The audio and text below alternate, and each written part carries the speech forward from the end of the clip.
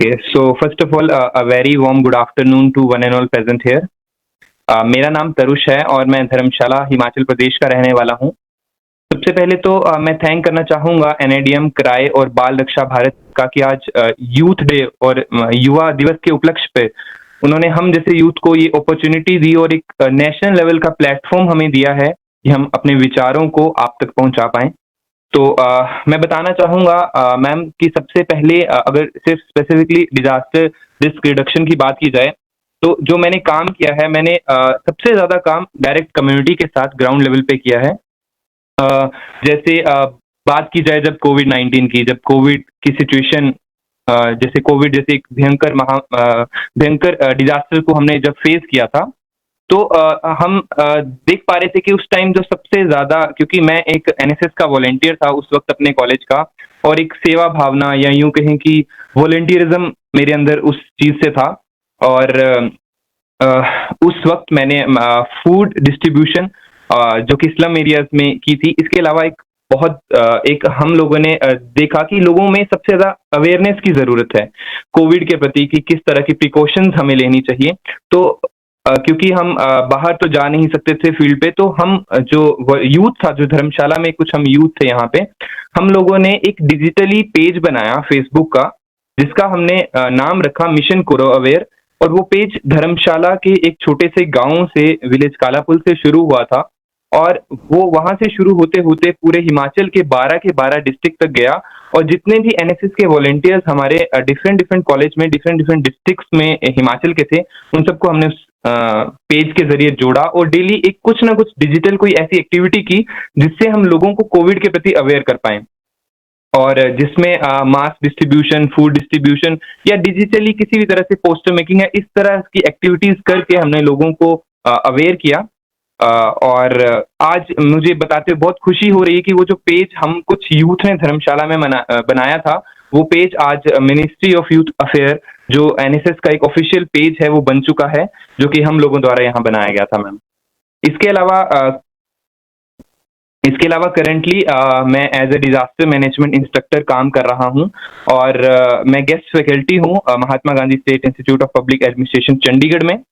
और इसके अलावा मैं बताना चाहूँगा कि एनडीएमए के साथ जो मैंने काम किया है अभी तक, एनडीएमए के साथ मैंने एक आपदा मित्रा स्कीम थी जो कि एनडीएमए ने लॉन्च की थी, जिसमें मैंने पंजाब के अलग अलग डिस्ट्रिक्ट्स में लुधियाना, अमृतसर, पठानकोट, संगरूर, इस तरह के अलग अलग डिस्ट्रिक्ट्स में और चंडीगढ़ के 300 कम्युनिटी वॉलंटियर्स को टोटल ऑलमोस्ट 3000 कम्युनिटी वॉलंटियर्स और कम्युनिटी को डायरेक्ट ट्रेनिंग दी थी।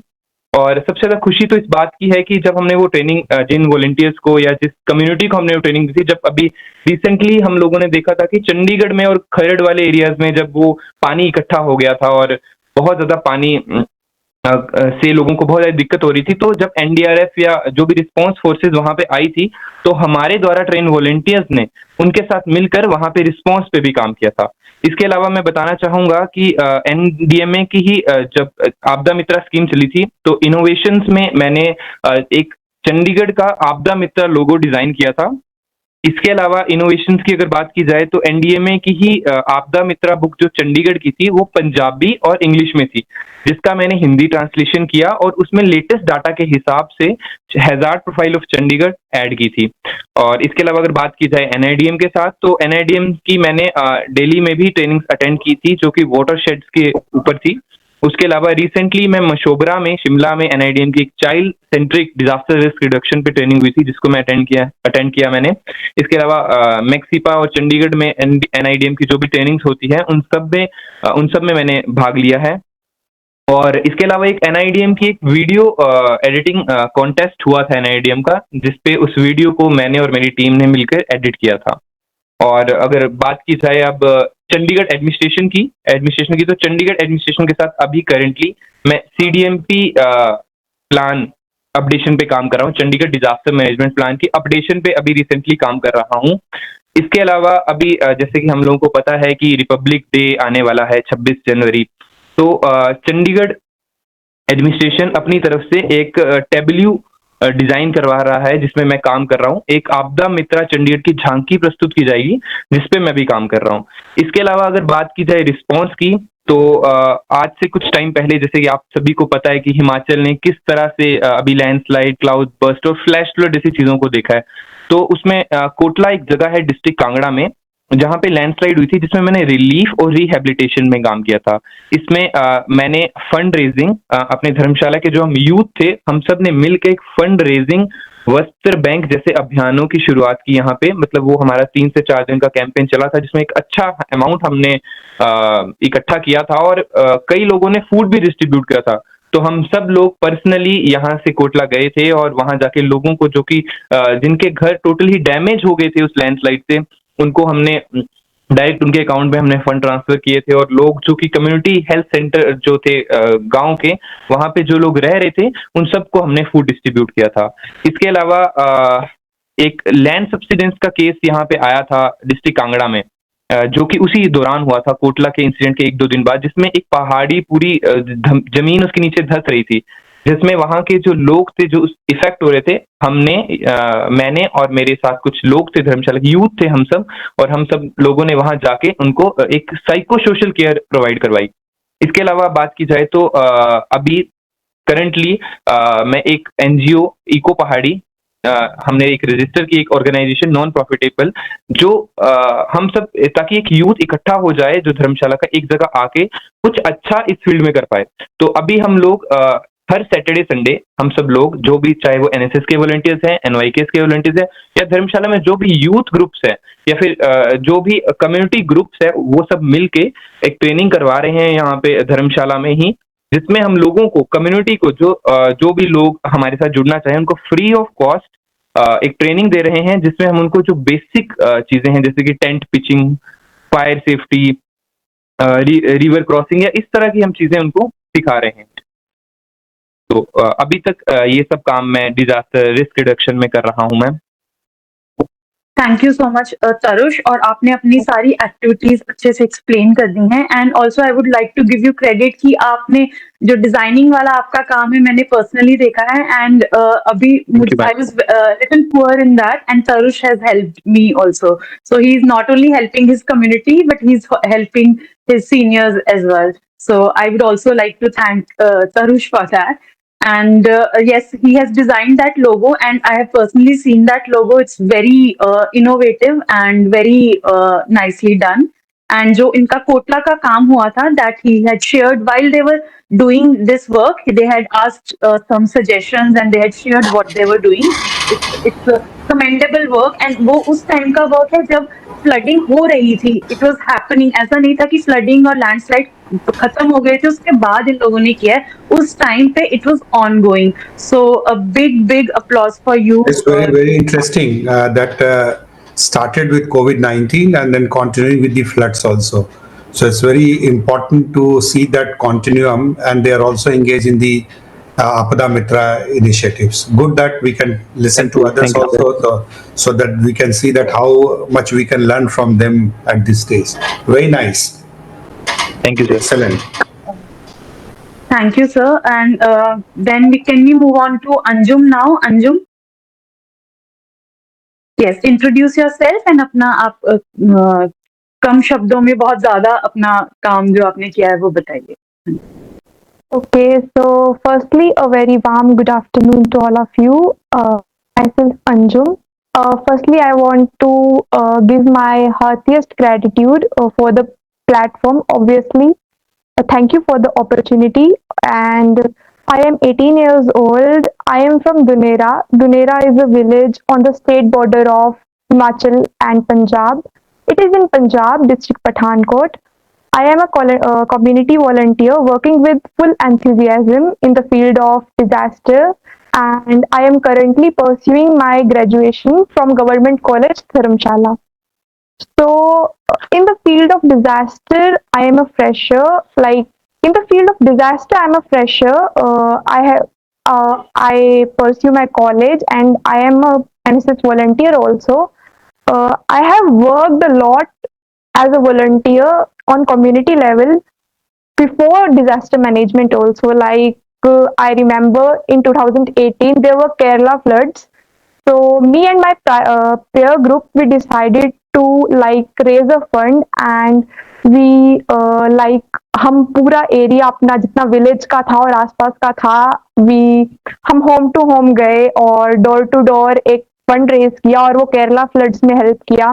फिर उसके बाद जैसे कोविड-19 आया तो हमने हमारे स्कूल में एक अवेयरनेस कैंपेन किया था पर्सनल हाइजीन को लेके। फिर उसके बाद कोविड में लॉकडाउन्स लग गए एंड देन हमारे जो एरिया था उनने पंचायत से डिसाइड किया था कि जैसे आउटस्कर्ट्स ऑफ द जो हमारे टाउन थे वहां पर लेबरर्स रहते थे तो उन्हें फूड डिस्ट्रीब्यूशन में, तो उसमें भी मैं अपने फादर के साथ जाती थी और उसमें किया।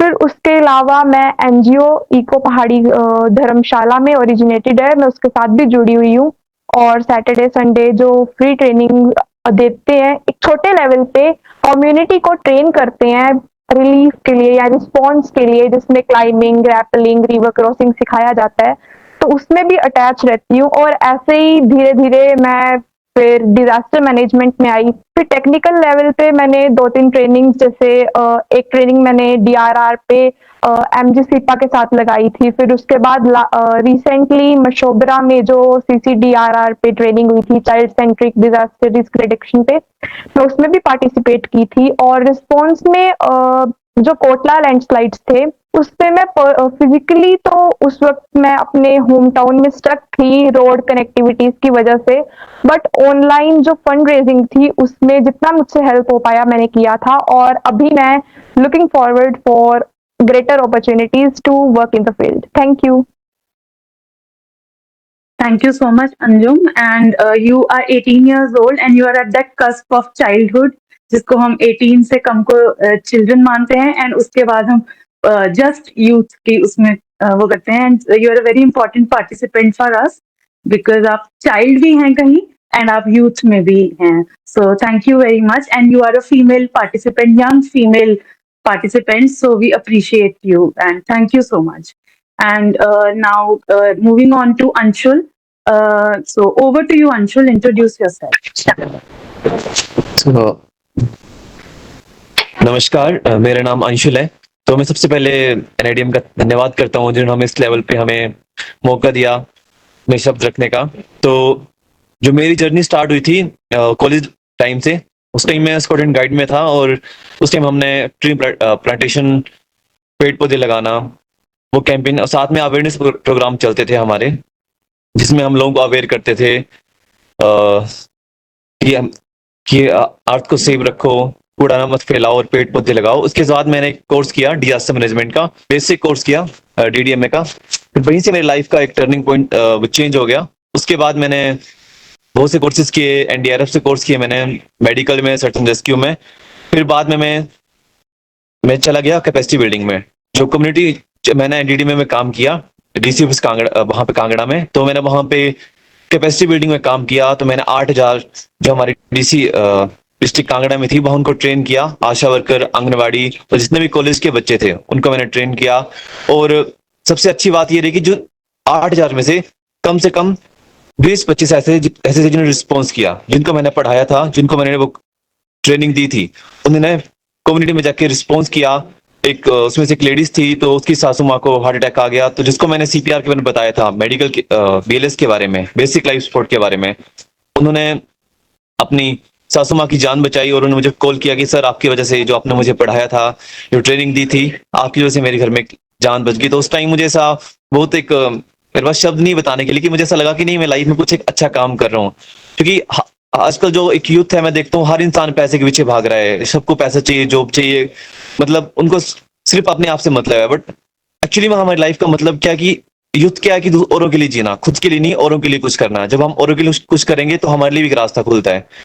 फिर तब से मेरी लाइफ का भी टर्निंग पॉइंट चेंज होगा कि नहीं, मुझे जो भी करना है अपने यूथ के लिए, ये पूरा भारत जितना भी है सब मेरा परिवार है। और जहां पे भी मैं ट्रेनिंग देता हूँ, लोगों को रिस्पॉन्स करता हूँ, मुझे ऐसा लगता है कि इससे मेरा परिवार है। जब मुझे उनका प्यार मिलता है तो ऐसा नहीं लगता मैं अकेला हूँ। इससे मेरी पूरी फैमिली की तरह, मुझे एक फैमिली की तरह ट्रीट करते हैं, एक बच्चे की तरह ट्रीट करते हैं। पर कई बार शक भी करते हैं, क्योंकि बहुत छोटा हूँ, तो पहले बोलते थे ये क्या पढ़ाएगा हमें, तो खुद बच्चा है। बट ये भी कई बार इशू आते हैं कि तो खुद बच्चा है, अभी क्या पढ़ाएगा। बट जब उनको जाता हूँ, रिस्पॉन्स करता हूँ, मैंने काफी काम किया रिस्पॉन्स टीम में भी, माउंटेन रेस्क्यू में।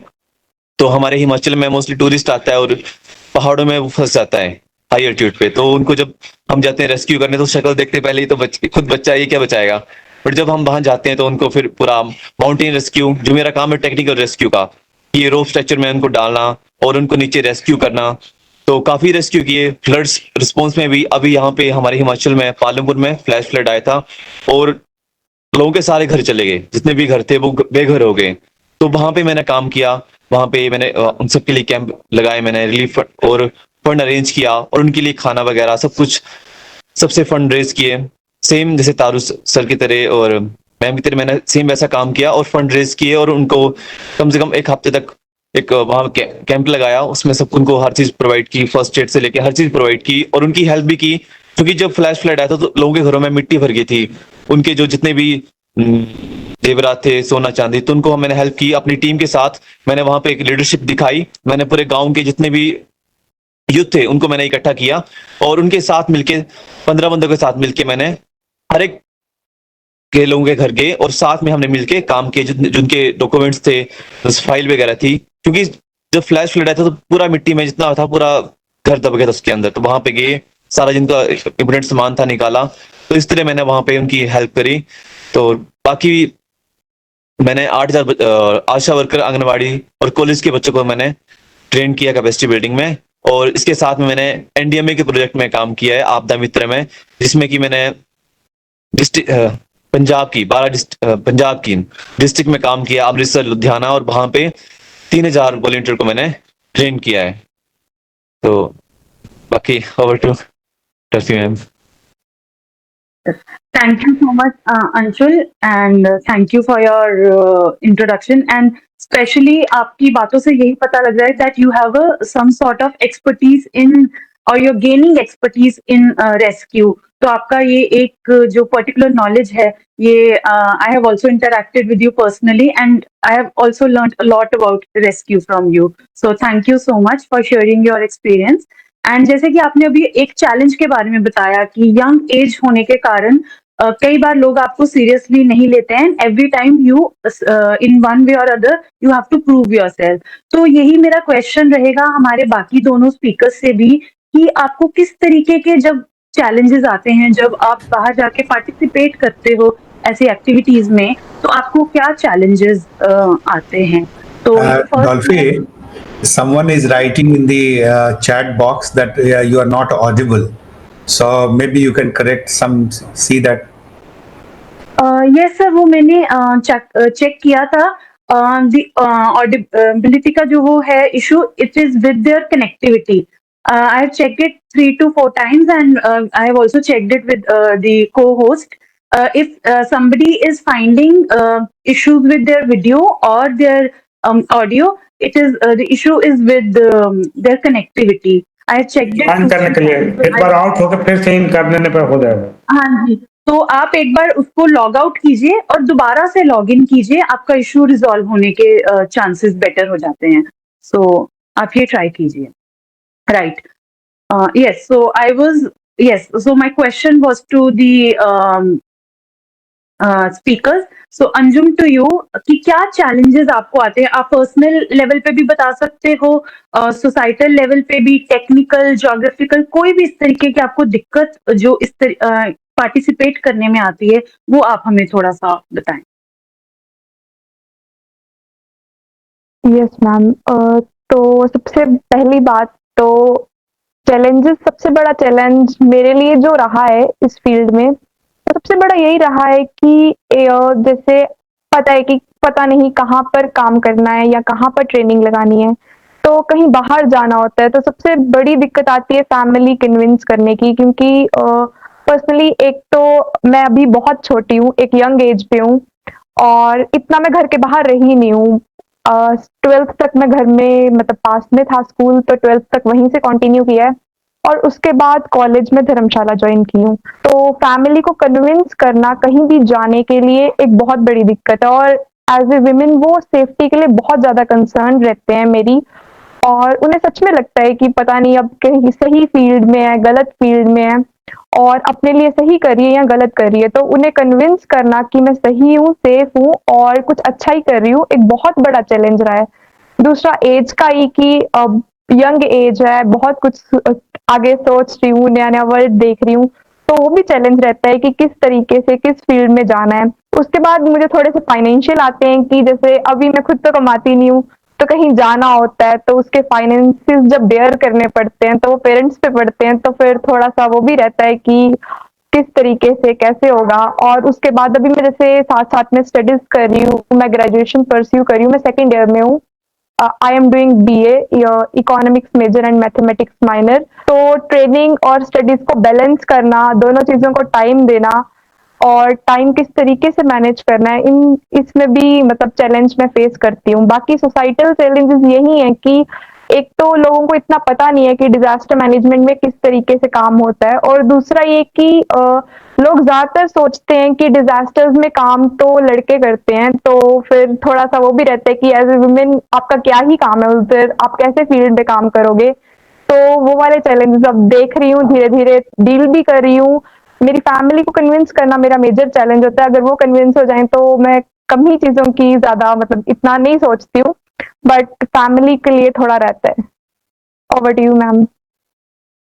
Thank you so much Anjum, and I am really pleasantly surprise कि आपने इतने अच्छे वे से बहुत ही क्रिस्प पॉइंट्स में हमें अपने चैलेंजेस बताए, जो कि बहुत ही रियल चैलेंजेस हैं, and I a few of them even I myself have faced. So yes, we'll talk about these more, कुछ सोल्यूशन ओरिएंटेड भी हम बातचीत करेंगे उसके ऊपर, and thank you for that. And over to you Tarush, for what are the challenges that you face or Yes, have ma'am. faced in the past? Yes ma'am. तो ma'am, जो सबसे बड़ा चैलेंज मुझे इस फील्ड में या इस एरिया में जो मुझे लगता है, वो है कि मैम, स्पेसिफिकली अगर मैं धर्मशाला की बात करूं तो धर्मशाला में मैम बहुत कम लोग हैं, या फिर या यूं कहें कि हम कुछ ही लोग हैं जो इस फील्ड में काम कर रहे हैं। तो जब भी हमारे आस पड़ोस वाले या हमारे रिलेटिव्स हमसे पूछते हैं कि आप लोग क्या करें, क्योंकि यहाँ पे मैम लोग अवेयर नहीं है, या जैसे अगर हमें मास्टर्स भी करनी हो डिजास्टर मैनेजमेंट की स्टडी की भी अगर बात की जाए, तो धर्मशाला में कोई ऐसा कॉलेज नहीं है जहाँ पे डिजास्टर मैनेजमेंट के बारे में पढ़ा जाए या लोग इस फील्ड के बारे में अवेयर हों।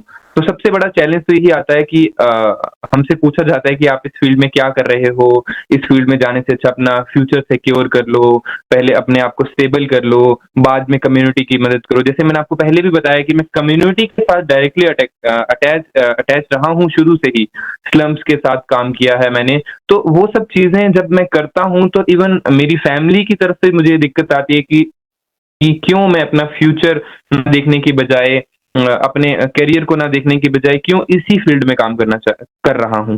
सबसे बड़ा जो चैलेंज है वो ये फेस कर रहा हूँ मैम।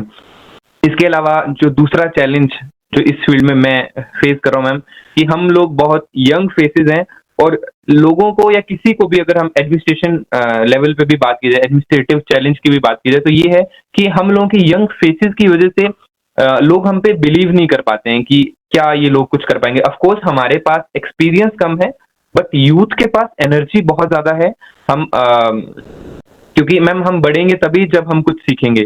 तो सबसे बड़ा चैलेंज एक ये भी है कि यंग फेसेस की वजह से हमें बहुत इशू आता है। और इसके अलावा मैम एक फाइनेंशियली चैलेंज है यहाँ पे, क्योंकि अभी जो हमारी एज है, इस एज में वही सेम बात की हम मैक्सिमम यूथ को होता है कि अपने आप को एक स्टेबल पोजीशन पे ले आए, अपने फ्यूचर को सिक्योर कर ले, अपने करियर को सिक्योर कर लें। तो इस टाइम पे बाहर जाकर इस फील्ड में स्टडी करना या डिजास्टर मैनेजमेंट पे कुछ काम कर पाना, वो एक चैलेंज मैम हमारे सामने इस वक्त है यहाँ पे। Right, thank you Tarush, and over to you Anshul. आप बताइए आपको किस टाइप की दिक्कत, पहले आपने अपना एज का तो ऑलरेडी बता चुके हैं, एंड बाकी दोनों जन ने भी एज का बताया है कि डेफिनेटली उससे इशू कुछ ना कुछ आते हैं, एंड आप उसके अलावा आप बताइए आपको क्या चैलेंज आपने फेस किया है अपने काम में। मैम, जब हम रिस्पॉन्स में जाते हैं तो पहली बात लोग तो सुनते नहीं है, क्योंकि लोग ऐसे लेते हैं, आपको हल्के में लेते हैं कि ये बच्चे हैं, ये क्या कर लेंगे, हंसते हैं। दूसरी चीज कि फाइनेंशियली दिक्कत आती है, क्योंकि जब हम जहां में हम काम करते हैं, फ्री ऑफ कॉस्ट काम करते हैं, रिस्पॉन्स टीम में जाते हैं, तो मतलब हमें एक फ्री में काम करते हैं, हमें मतलब अच्छा लगता है हेल्प करना, लोगों की जान बचाना। बट कहीं ना कहीं हमें फाइनेंशियली दिक्कत आती है कि जो अपना इक्विपमेंट लेके, अपना खर्चा करके, सब कुछ लेके हम लोगों की जान बचा रहे हैं, बट कहीं ना कहीं फैमिली से सुनना पड़ता है कि पहले अपना देख लो, पहले तब किसी और का देखना। तो मैम मतलब मैं ये चाहता हूँ कि थोड़ा ये हो जाए कि फाइनेंशियली कहीं ना कहीं मतलब थोड़ा अगर इस फील्ड में हम काम भी करें वो थोड़ा बहुत फाइनेंशियली मतलब हेल्प मिले गवर्नमेंट की भी, या कहीं से हेल्प मिल जाए, ताकि ये रिस्पॉन्स टीम में काम भी करें हैं और अवेयरनेस वगैरह हो जाए। क्योंकि मैम दिक्कत ये भी है कि कहने के विलेज लेवल पे ना जब भी कोई डिजास्टर होता है या कुछ भी छोटा सा रख लो, अब मेन जो लीड करता है वो जिसको फर्स्ट रिस्पॉन्डर होते हैं वो लेडीज होती हैं मैम, जो घर की लेडीज होती हैं। अब रिसेंटली मैं बात करता हूँ, मेरे पड़ोस में एक बच्चे ने सिक्का खा ली था, तो सिक्का उसके गले में चला गया, तो उसको कोई पीठ से मारा था, कोई सिर से मारा था, तो बेचारा उसको काफी मार पड़ी थी उसको वहां पे, मतलब उस सिक्के को निकाल रहे थे।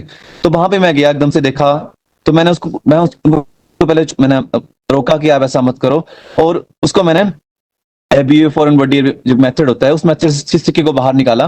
तो कहीं ना कहीं मैंने देखा कि विलेज लेवल पे भी एक अवेयरनेस नहीं है लेडीज में भी, क्योंकि फर्स्ट रिस्पॉन्डर घर में हमारी लेडीज हैं।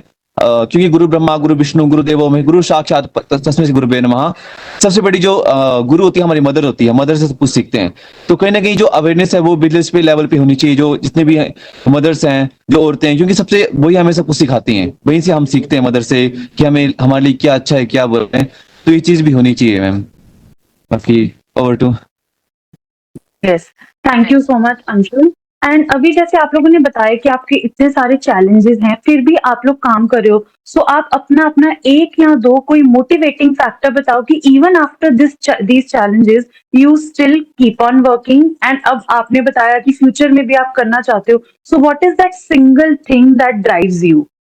सो चलो let's start with Anshul, because हम हमेशा उसके पास लास्ट में आते हैं। सो अंशुल आप बताइए एक या दो मोटिवेटिंग जो आपके लिए सबसे बड़े फैक्टर्स हैं दैट कीप्स यू मूविंग, क्यों कर रहे हो आप ये? मैम हमारे यहाँ ही कांगड़ा में एक यहाँ पे फेस्टिवल होता है रली पूजन, उसमें हम नदी में जाते हैं और वहां पे भगवान की मूर्ति पानी में बहाते हैं। तो एक बार हुआ ये कि वहां पे एक लड़का था, वो पानी में डूब गया, तो सब सोच रहे मजाक कर रहा है, पानी में डूबा नहीं है, और मुझे लगा सच में पानी में डूब गया। मैं उसके पास गया और उसकी जान बचाई, उसको वहां से बाहर निकाला मैंने। और जब उसको बाहर निकाला उसकी मदर मेरे को ऐसे लगी आप सच में मेरे लिए भगवान, और आपकी वजह से आपने मेरे मतलब बच्चे को दूसरा जीवन दान दिया है, तो आज जिंदा है वो आपकी वजह से। तो जब भी वो मुझे मिलते हैं तो हमेशा मुझे याद करते हैं कि ये जो बच्चा अगर जिंदा है वो आपकी वजह से, वरना जिंदा नहीं होता। उस टाइम क्या हो गया, उसकी मदर भी पैनिक हो गई, वो भी पानी में लगे जाने, इवन उनको भी तैरने नहीं आता था। तो उस टाइम मैंने उनको शांत किया, उनको मैं बाहर निकाला कि आप अंदर मत जाओ, वरना मुझे दो जानें बचानी पड़ेगी एक साथ। तो उस टाइम मैं खुद बच्चा था, 18 साल का था। फिर मैंने तब से मेरे को मोटिवेशन मिली कि नहीं मुझे इस फील्ड में आगे जाना चाहिए और उनकी जान बचानी चाहिए। फिर मैंने रिस्पॉन्स टीम में काम किया माउंटेन्स पे, तो वहां पे मैंने जब लोगों के चेहरे देखे, जब मैं वहां पे रिस्पॉन्स टीम में अपनी रेस्क्यू टीम के साथ आता था, तो लोग हमें देख के खुश होते थे कि हमें कोई बचाने के लिए आया है। क्योंकि हम कहीं किसी से उम्मीद रखते हैं, वो हमें देख के एक उम्मीद रखते थे कि हमें पक्का बचा लेंगे। तो वहीं से मेरे को मोटिवेशन आई कि नहीं हमें इस फील्ड में काम करना चाहिए और आगे बढ़ना चाहिए। और सच में मुझे मैम अच्छा भी लगता है जब मैं किसी की हेल्प करता हूँ, तो रात को मैम जो सुकून मिलता है ना, मैं बता नहीं सकता हूँ आपको। एक अच्छी नींद आती है किसी की हेल्प करके। और सबसे बेस्ट काम मुझे मैम ये लगता है कि हम किसी की जान बचा रहे हैं, किसी सबसे बेस्ट काम है मैम लाइफ का। और सबसे बड़ी मैम मेरे को देश सेवा भी ये लगती है, हम लोग कम्युनिटी में जा रहे हैं, उनको ट्रेन भी कर रहे हैं, रिस्पॉन्स भी कर रहे हैं, रिलीफ भी कर रहे हैं। तो मैम सबसे बेस्ट काम है मैम लाइफ का, और इन सबसे बड़ा धर्म भी है मैम इंसानियत। बाकी ओवर टू मैम। तो मतलब आपका मोटिवेटिंग फैक्टर मतलब सबसे ज्यादा लग रहा है एक सेंस ऑफ अचीवमेंट जो आपको, और एक रिकॉग्निशन जो आपको मिल रही है, जान बचाना आपको लग रहा है कि सबसे नोबल काम है, इसीलिए शायद आपका झुकाव भी रेस्क्यू की तरफ ज्यादा है। So thank you for that. And moving on to Tarush. Tarush आपका मोटिवेटिंग फैक्टर क्या है? Hello ma'am.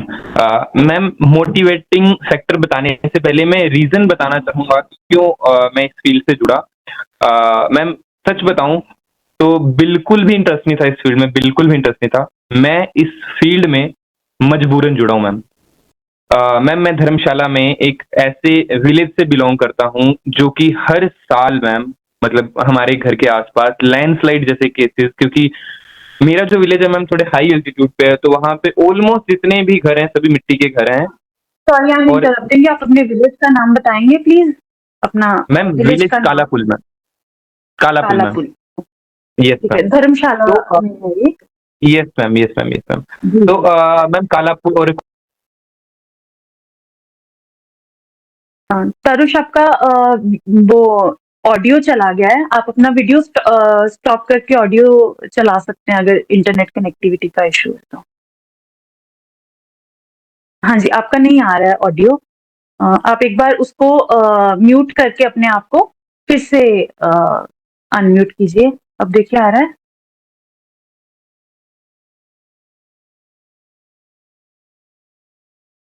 राइट, अभी देखो। मैम आ रही है, आवाज आ रही है। हाँ जी, हाँ जी। मैं ऑडिबल हूँ ma'am? Yes yes, you are audible, please carry. तो मैं बता रहा था कि धर्मशाला के कुछ ऐसे रीजंस हैं जिनकी अगर स्पेसिफिकली अगर मैं बात करूं तो बो वैली है एक, और स्लेट गोदाम है, कुछ ऐसे विलेजेस हैं जहां पे हर साल हमें लैंडस्लाइड और लैंड सब्सिडेंस जैसे केसेस हमें देखने को मिलते हैं। तो मैम मेरी फैमिली भी, जब मैं बचपन में बहुत छोटा था तो मैम मेरा जो घर है वो भी इसके चपेट में आया था, और मेरे घर को भी मैंने फेस देखा है, मतलब टूटते हुए देखा है मैम। तब मैं बहुत छोटा था, और मैंने अपनी फैमिली को सच में मैम रोते हुए देखा है, मैंने अपनी फैमिली को। और वो मेरा एक पहला ड्रिफ्ट था जब मैं आई थिंक मैं +1 2 या +1 में था। और मैम वो मेरे पहला ड्रिफ्ट था इस फील्ड के बारे में सोचने के लिए कि क्या है ये डिजास्टर्स, क्या ये सब चीजें क्या हैं। तो उसके बाद जैसे कि मैंने ग्रेजुएशन तो हॉस्पिटैलिटी एंड टूरिज्म में की मैम ना। तो जब मैं ये मेरा पहला ड्रिफ्ट था मैम डिजास्टर मैनेजमेंट के बारे में सोचने के लिए। दूसरी चीज मैम क्या हुआ कि जब मैंने ग्रेजुएशन तो मैंने टूरिज्म एंड हॉस्पिटैलिटी में की, लेकिन जब मैं कॉलेज में था तो मैं होटल्स में पार्ट टाइम जॉब किया करता था। तो मैंने उस टाइम देखा कि किस तरह से हिमाचल ने और स्पेसिफिकली धर्मशाला ने किस तरह से मतलब इकोनॉमिकल लॉस देखा मैम अपने आसपास। जब ये सब चीजें मैंने देखी कि tourism Himachal of course tourism पे 70% 80% डिपेंडेंट है, और जब मैंने देखा कि इतना ज्यादा लॉस हो रहा है इवन अपनी फैमिली के साथ, जब मेरे साथ ये चीज हुई तो मैं इसको बहुत कनेक्ट कर पा रहा था मैम, अपने साथ पर्सनली बहुत कनेक्ट कर पा रहा था। फिर मैंने थोड़ा सा पढ़ा, और मैं पर्सनली डीडीएम में, जो यहाँ डिस्ट्रिक्ट कांगड़ा का डीडीएम है, डिस्ट्रिक्ट डिजास्टर मैनेजमेंट अथॉरिटी, वहां गया। और वहां पे मैंने उनसे रिक्वेस्ट की कि मुझे आपके साथ काम करना है, मुझे सीखना है, मुझे जानना है इसके बारे में। और मैंने एज ए वॉलेंटियर डीडीएमए के साथ काम किया। और यहाँ पे डीडीएमए उस टाइम एक आपदा वीर स्कीम चली थी हिमाचल में। तो सबसे पहली जो ट्रेनिंग डिजास्टर रिस्क रिडक्शन की मैंने आपदा वीर की 3 डेज की बेसिक ट्रेनिंग थी, जिसमें हमें जो ये टर्मिनोलॉजीज हैं डिजास्टर मैनेजमेंट में, हैजार्ड, वल्नरेबिलिटी, इन सब चीजों के बारे में मैंने सीखा, और मेरे को और डीपर नॉलेज इसके बारे में पता लगी। तो मैम उसके बाद धर्मशाला एडमिनिस्ट्रेशन ने मुझे मौका दिया कि मैं एनडीआरएफ के साथ ट्रेनिंग लगाऊं। और एनडीआरएफ बठिंडा में मैंने इंस्ट्रक्टर कोर्स किया और डिजास्टर मैनेजमेंट के बारे में और ज्यादा समझा। और मैं क्योंकि डायरेक्टली इस चीज को कनेक्ट कर पाता हूँ अपने साथ और कम्युनिटी के साथ, तो यही मैम एक मोटिवेशन है मेरे लिए कि मतलब मेरे जैसी और भी बहुत ज्यादा फैमिलीज थी जो इफेक्ट हो पाती थी, और वो सब बच्चे, तब मैं भी क्योंकि बच्चा था और मैं उस चीज को उस टाइम भी रिलेट कर पा रहा था। यही चीज है जो मुझे मोटिवेट करती है कि इस फील्ड में मैं और ज्यादा काम करूं। और मैम एनआईडीएम, HPSDM में इस तरह की एजेंसीज जब हमें सपोर्ट करती है मैम, सच में बहुत मोटिवेशन मिलती है कि एटलीस्ट हम लोग कुछ ना कुछ इस फील्ड में इनपुट अपना दे पा रहे हैं, कुछ ना कुछ अच्छा काम कर पा रहे हैं ma'am. Thank you Tarush. And moving on to Anjum. Anjum, आप बताइए आपका क्या मोटिवेटिंग फैक्टर्स है कि आप इसमें, जैसे आप बता रहे हो आप एक फ्रेशर हो, अभी आपने सिर्फ बिगिन किया है, तो आगे आप कह रहे हो मैं करना चाहती हूँ काम, but then there are challenges जो आपने बताए हैं। तो मतलब what is your motivating factor, क्या रीजन है कि आप इस काम के साथ जुड़े रहना चाहते मैम जैसे अभी तरुष सर ने एक अपना खुद का जो उनके साथ हुआ है वो उन्होंने सुनाया, तो मेरी भी एक जैसे एक छोटा सा इंसिडेंट है, जैसे मैं बताती हूँ। तो हमारा जो मेरा घर दुनेरा में है, और मैंने अभी आपको बताया कि वो पंजाब हिमाचल बॉर्डर्स में है, और मेरा जो स्कूल था वो हिमाचल में था, दुनेरा पंजाब में है। तो हिमाचल दुनेरा से सुलियाली मेरे स्कूल का जो डिस्टेंस था वो 11 किलोमीटर्स था। तो जो रोड्स थे वहां पर ना लैंडस्लाइड्स बहुत ज्यादा थे, मतलब बहुत ही ज्यादा लैंडस्लाइडिंग थी उस एरिया में। तो आप मानो जैसे जैसे मॉनसून सीजन आएगा, पक्का है कि 1 महीने की तो हमें छुट्टी रहेगी, और उसके बाद भी जब स्कूल फिर से चलेंगे तो हमें लगभग कोई 30 किलोमीटर हमें वो रोड पड़ जाएगा। जिससे हम स्कूल जाएंगे। तो जब हम छोटे होते थे तब तो बहुत खुशी होती थी कि 1 महीना छुट्टी रहेगी और उसके बाद भी स्कूल जाएँगे। तो 30 किलोमीटर मतलब आप मान लो कि पहाड़ी एरिया है तो 1 घंटा से ऊपर ही लग जाएगा पहुँचने में। तो हम छोटे होते तो बहुत खुश होते थे कि आराम से घूमते-घूमते जाएँगे और बीच में 1 महीने की छुट्टी भी आएगी। पर जैसे ग्रेजुअली क्लासेस इंक्रीज़ होती गई, स्टडीज़ का स्ट्रेस ज़्यादा होता गया और एग्ज़ाम्स वगैरह का होता गया, तो फिर जो स्टडी लॉस इस वजह से हो रहा था ना, वो फ़ील होने लगा। और फिर उसके बाद मैं अपना जैसे एरिया बताती हूँ, तो हम दुनेरा जो विलेज है, वो डलहौज़ी से 30 किलोमीटर दूर है। मतलब डलहौज़ी के रास्ते में आता है, तो डलहौज़ी एक हिल स्टेशन है। तो दुनेरा में जो मैक्सिमम ऑक्यूपेशन है, वो टूरिज़्म ओरिएंटेड ही है। तो शॉपकीपर्स हैं या बिज़नेसेस हैं, वो टूरिज़्म ओरिएंटेड बिज़नेसेस हैं। तो जैसे ही कोई डिज़ास्टर आएगा, रोड ब्लॉक हो जाएगा या लैंडस्लाइड आएगी, तो सबसे मेन चीज़ जो होगी, वो जो है वो शॉप्स बंद हो जाएँगी, कनेक्टिविटीज़ टूट जाएँगी और उस वजह से वहाँ का जो डेली लाइवलीहुड है, उसपे बहुत इम्पैक्ट पड़ता है और ये मैंने खुद देखा है इम्पैक्ट होते हुए। कोविड के टाइम पे भी सेम जैसे सब बंद हो गया, तो उसपे बहुत इम्पैक्ट रहा। और रिसेंट में जैसे हिमाचल में अभी हमने देखा कंडीशंस जो क्लाइमेट की रही, तो धीरे-धीरे जैसे ग्रेजुअली कुछ-कुछ चीज़ें जो हैं वो जुड़ती हुई एक चेन बनाती हैं। मेरा इंटरेस्ट पहले से वॉलंटियरशिप में था। मैंने जैसे बताया कि 2018 में मैं 9th क्लास में थी और हमने एक ग्रुप ऑफ फ्रेंड्स ने डिसाइड किया कि हम डोनेशन इकट्ठी करेंगे और हम लोग चल पड़े। तो धीरे-धीरे इंटरेस्ट तो मेरा था और फिर जैसे मैं इको पहाड़ी के साथ जुड़ी, तो फिर उसके बाद मुझे एक प्लेटफ़ॉर्म मिला कि मैं अपने इंटरेस्ट को और डेवलप कर सकती हूँ, एनकरेज कर सकती हूँ, एनहांस कर सकती हूँ और इस फील्ड में काम किया जा सकता है। फिर धीरे-धीरे चीज़ें जो मैं सोचती हूँ कि अब मैं चाहती हूँ कि मैं इतना काम करूँ कि आगे किसी भी बच्चे को वो रोड कनेक्टिविटी वाली दिक्कत कम आए। तो इसलिए ये छोटी-छोटी चीज़ें जो एक चेन बनाती हैं, तो इसलिए मैं इस पे कनेक्ट रहना चाहती हूँ, इस पे काम करना चाहती हूँ और आगे फ्यूचर में कोई ना कोई इम्पैक्ट मेरी तरफ से रहे, इतनी कोशिश है। Thank you.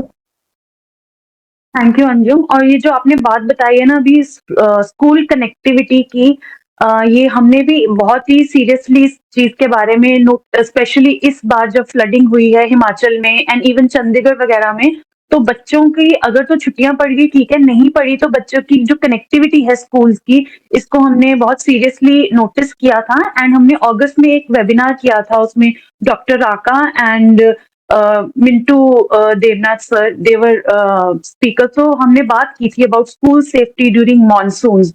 तो वेरी राइट, आपने करेक्ट उसको बिल्कुल बात की नब्ज को पकड़ा है कि ऐसा होता है and that's quite a motivating factor. So thank you so much and of course like I am saying, so कहीं भी ये जो हमारी पूरी डिस्कशन हो रही है, हम एक किसी आपके पॉइंट्स को नोट कर रहे हैं एंड अपने लेवल पे हम सॉल्यूशन ओरिएंटेशन की तरफ हम जाएंगे।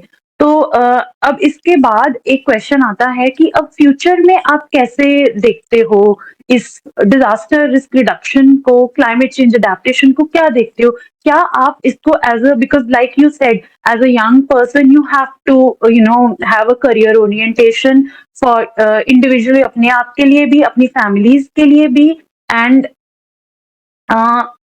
मतलब आप करियर ओरिएंटेशन तो डेफिनेटली चाहिए। तो क्या आप इसको एज अ करियर देख रहे हैं या आप करियर किसी और चीज में बनाना चाहते हैं एंड इसको आप एक वॉलंटियरिंग की हद तक देखते हैं या किसी और तरीके से देखते हैं?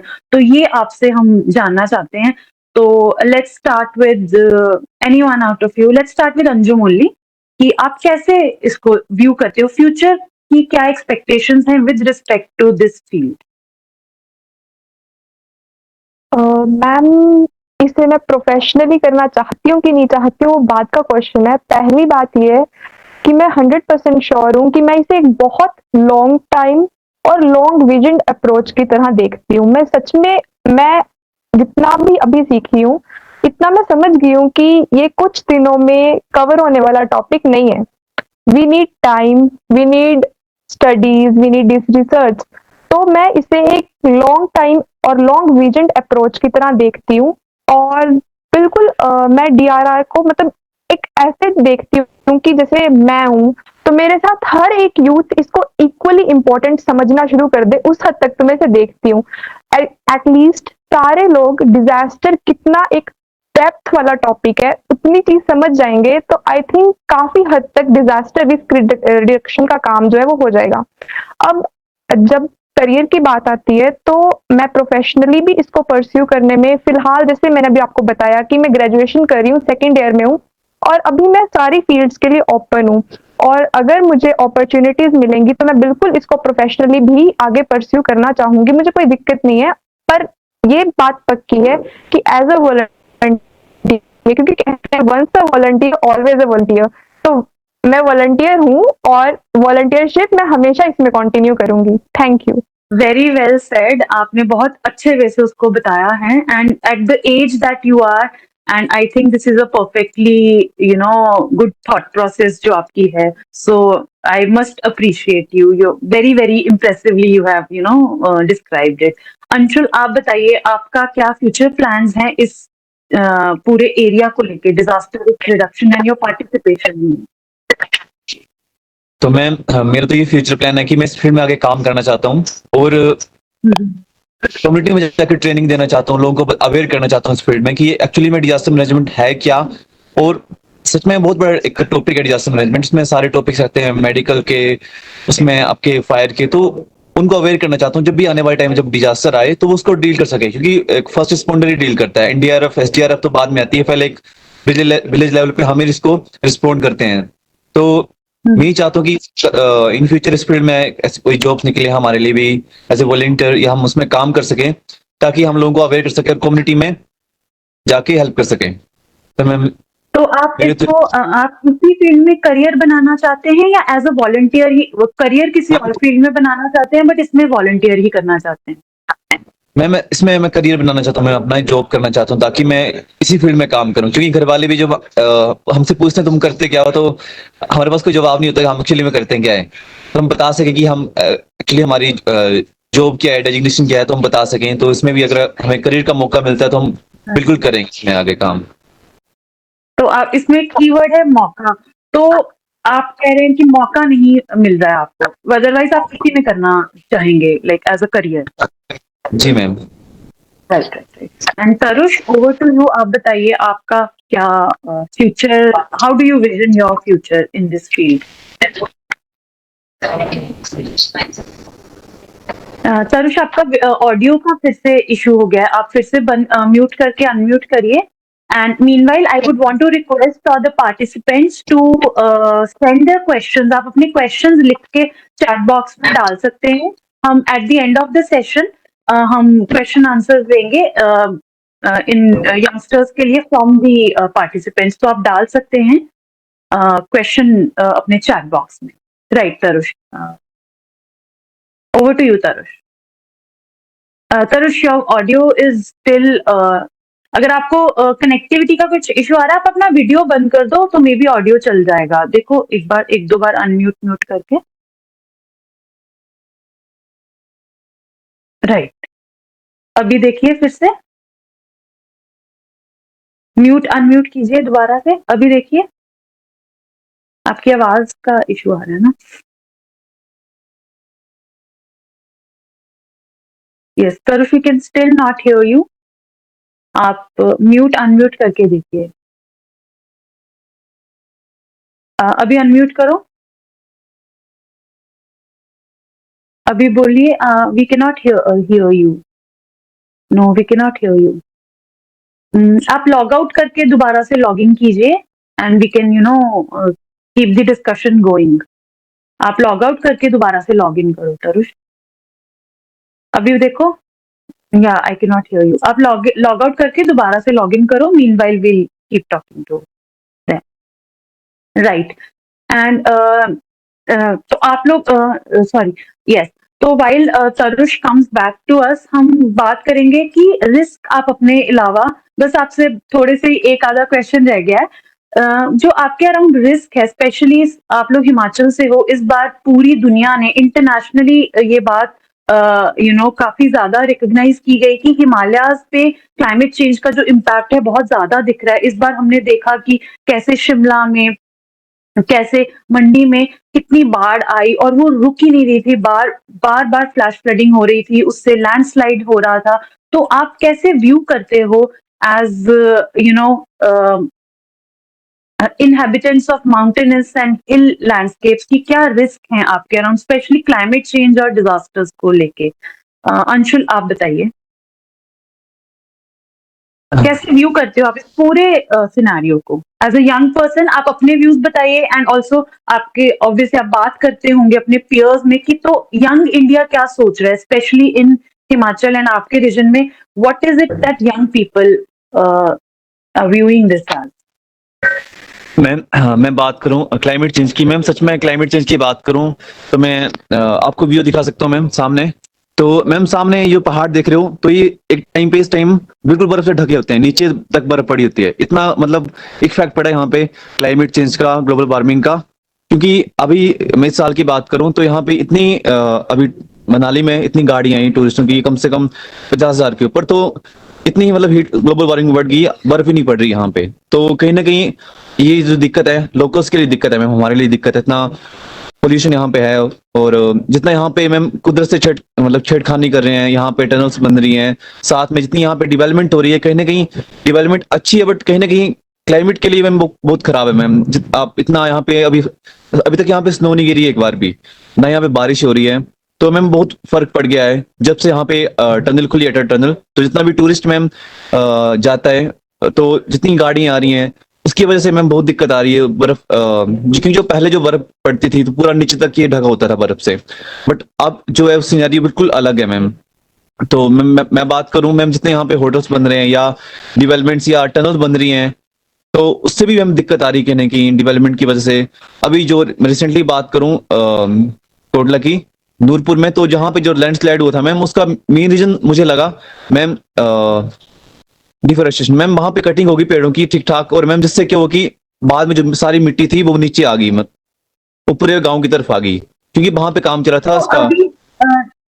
Right. So I can see how you are viewing कि क्या हो रहा है आपके यहाँ. तो how do you feel about it as a young person? जैसे मैं आपको अपना एक छोटा सा बताती हूँ so that you can relate. For example, if I look at climate change, तो मेरे जो as a person, as a young person 10 साल पहले प्लान्स थे, I seem to be changing them and I sometimes do feel, मुझे डर भी लगता है कि क्या होगा. जब मैंने लैंडस्लाइड देखी, वहां पे ये सब होता हुआ देखा, तो how do you feel about it? क्या आपको एंजाइटी होती है, क्या आपको डर लगता है, या आप मतलब क्या आपके पॉजिटिव या नेगेटिव, या आपको कुछ भी फील नहीं होता है? How do you see it? आप अपने फ्यूचर के बारे में, अपने हाल के बारे में, प्रेजेंट के बारे में कैसे व्यू कर रहे हो इन सारी डेवलपमेंट्स को?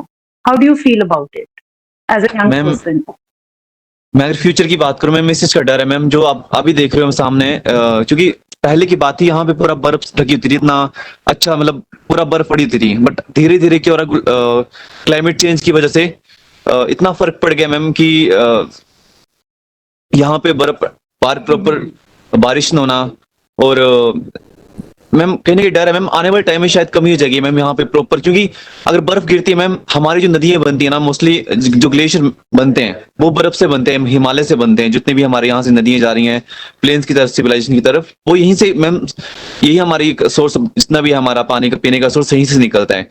बट आने वाले टाइम में जब अगर 5-10 साल बाद की बात करूं, अगर हमने इस पे ध्यान नहीं दिया मैम, बिल्कुल भी ना, सच में मैम हम बहुत फंसने वाले हैं, और ना हमें पानी की कमी हो जाएगी, नीचे तक पानी नहीं पहुंचेगा. क्योंकि मैम जो यहाँ की रिवर को देख रहा हूँ ना, जो पहले रिवर जो पानी था वो फ्लो भी अच्छा था पानी का, बट जब से फ्लैश फ्लड आए हैं, तो जब से मैं देख रहा हूँ तो बिल्कुल पानी जो धीरे धीरे कम हो रहा पानी. और आने वाले टाइम में शायद मुझे लगता है 10 साल या 15 साल बाद ये नदी भी, मतलब जो ब्यास नदी है हमारे यहाँ बहती है, मतलब पहुंचेगी नहीं. जो पहले नदी पहुंची थी पंजाब तक, जब से डैम बने तो बहुत चीजें फर्क पड़ गया मैम. और मुझे सच में डर लगता है कि इस चीज को लेके, क्योंकि मैम हमें इस चीज के ऊपर काम करना चाहिए बीइंग अ यूथ मैम, क्योंकि हमें ये सब कुछ देखना पड़ेगा, हमें कोई न कोई कदम लेना पड़ेगा इसके लिए मैम. क्योंकि आने वाला टाइम बहुत खराब है मैम हमारे लिए. जो पेड़ कट रहे हैं मैम, मोस्टली जो रीजन है मैम फ्लैश फ्लड का मैम, मेरा तो मानना है मैम वो ये कि पेड़ों को काटना, इसकी वजह से मैम इतने फ्लड वगैरह और क्लाइमेट पे चेंज पड़ रहा है मैम. तो मैम मुझे ये डर है कि हम इस पे कदम लेना चाहिए, अगर नहीं किया तो मैम 5-10 साल बाद मैम बहुत बुरा असर पड़ेगा मैम हमारे इन्वायरमेंट के ऊपर. Thank you so much Anshul. आपने एक तो अपना भी बता दिया, और साथ में आपने एक सॉर्ट ऑफ पेंट भी कर दिया अपने रीजन की पिक्चर की वहां पे क्या हो रहा है. Right? So I think Shaheen sir का एक क्वेश्चन है, then we'll move on to Tarush, उसका लास्ट वाला क्वेश्चन है, करंट वाला। शाहीन सर। मेरा ये अंशुल से ये सवाल था कि जो आप सोच रहे हैं, है ना, जो बहुत ही क्रिटिकल है, सही सोच रहे हैं, मेरा सवाल है क्या आपके जो गांव के लोग हैं, जो आपके साथी, सिमिलर सोच उनका भी है या सिर्फ आपका अपना सोच है, या कितने लोग हैं जो आप तरह सोचते हैं और वो लोग क्या रिएक्ट कर रहे हैं, ऐसे क्या ऐसे आप लोग कुछ कर रहे हैं और जुट मिल करके? सर एक्चुअली सर बहुत कम जो मेरे साथ जुड़े मेरी टीम में, बहुत कम से कम बहुत गिने चुने बंदे जो सर सोचते हैं। कई तो लोग उसका मजाक में लेते हैं कि क्या हो गया, कुछ नहीं हो गया। ये हम पहले डिस्कस करते थे, जब आज से 3 साल पहले डिस्कस करते थे, देखो क्या चल रहा है, उस टाइम मजाक में हंसते थे कि क्या चल रहा है, कुछ नहीं है ऐसा। बट अब सच में जब हमें देखने को मिल रहा है तो डर लगता है कई बार कि अब जो टाइम है, क्योंकि जो हम एक्चुअली में जो नेचर में फर्क पड़ रहा है जब से यहाँ पे डेवलपमेंट हो रही है, तो लोग अभी भी यहाँ से कई में मजाक में लेते हैं इस चीज को कि नहीं कुछ नहीं होता, जो चल रहा है चलने दो। बट सर में सर ये बहुत इंपैक्ट पड़ेगा बाद में, बहुत ही डेंजरस है हमारे लिए उस टाइम बाद। तो हमें सबको इस चीज के बारे में अवेयरनेस होनी चाहिए, इस चीज के बारे में सबको। जी जी प्लीज कंटिन्यू आप बताते रहिए। तो सबको अवेयर करना चाहिए इसके बारे में, इवन बच्चों को, बड़ों को सबको अवेयर करना चाहिए इस चीज के बारे में कि बहुत बड़ा खतरा है हमारे लिए क्लाइमेट चेंज। इसी से सब कुछ, जितने भी डिजास्टर यहीं से, जितने भी फ्लैश फ्लड हो गए, आपके एवलांच हो गए, जितने भी डिजास्टर, जितने भी यार अर्थक्वेक, सब यहीं से निकल रहे हैं। अगर हम इस पे पकड़ बनाते क्लाइमेट चेंज पे तो सब सही हो जाएगा।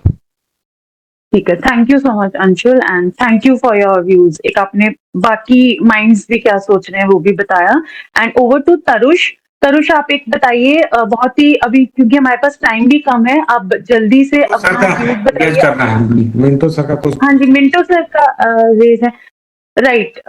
मिंटो सर आपका question, yes, Mintu sir wants to ask something. He wants to ask something. Mintu sir, no, it's a very. I think it was very encouraging to listen all the champion. Fabulous job.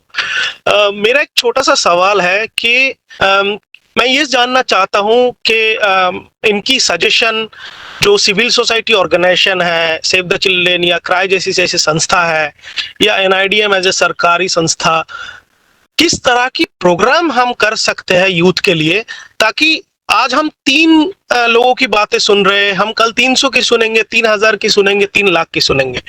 क्या उनकी सुझाव है हमारे लिए कि किस तरह की कम्युनिटी लेवल पे या लोकल लेवल पे हम प्रोग्राम डिजाइन करें ताकि इस तरह का और चैंपियन आगे आए और उनको एक फैसिलिटेशन मिले, एक प्लेटफॉर्म मिले, वो मैं थोड़ा सा सुनना चाहता हूँ। Thank you. Right, yes sir.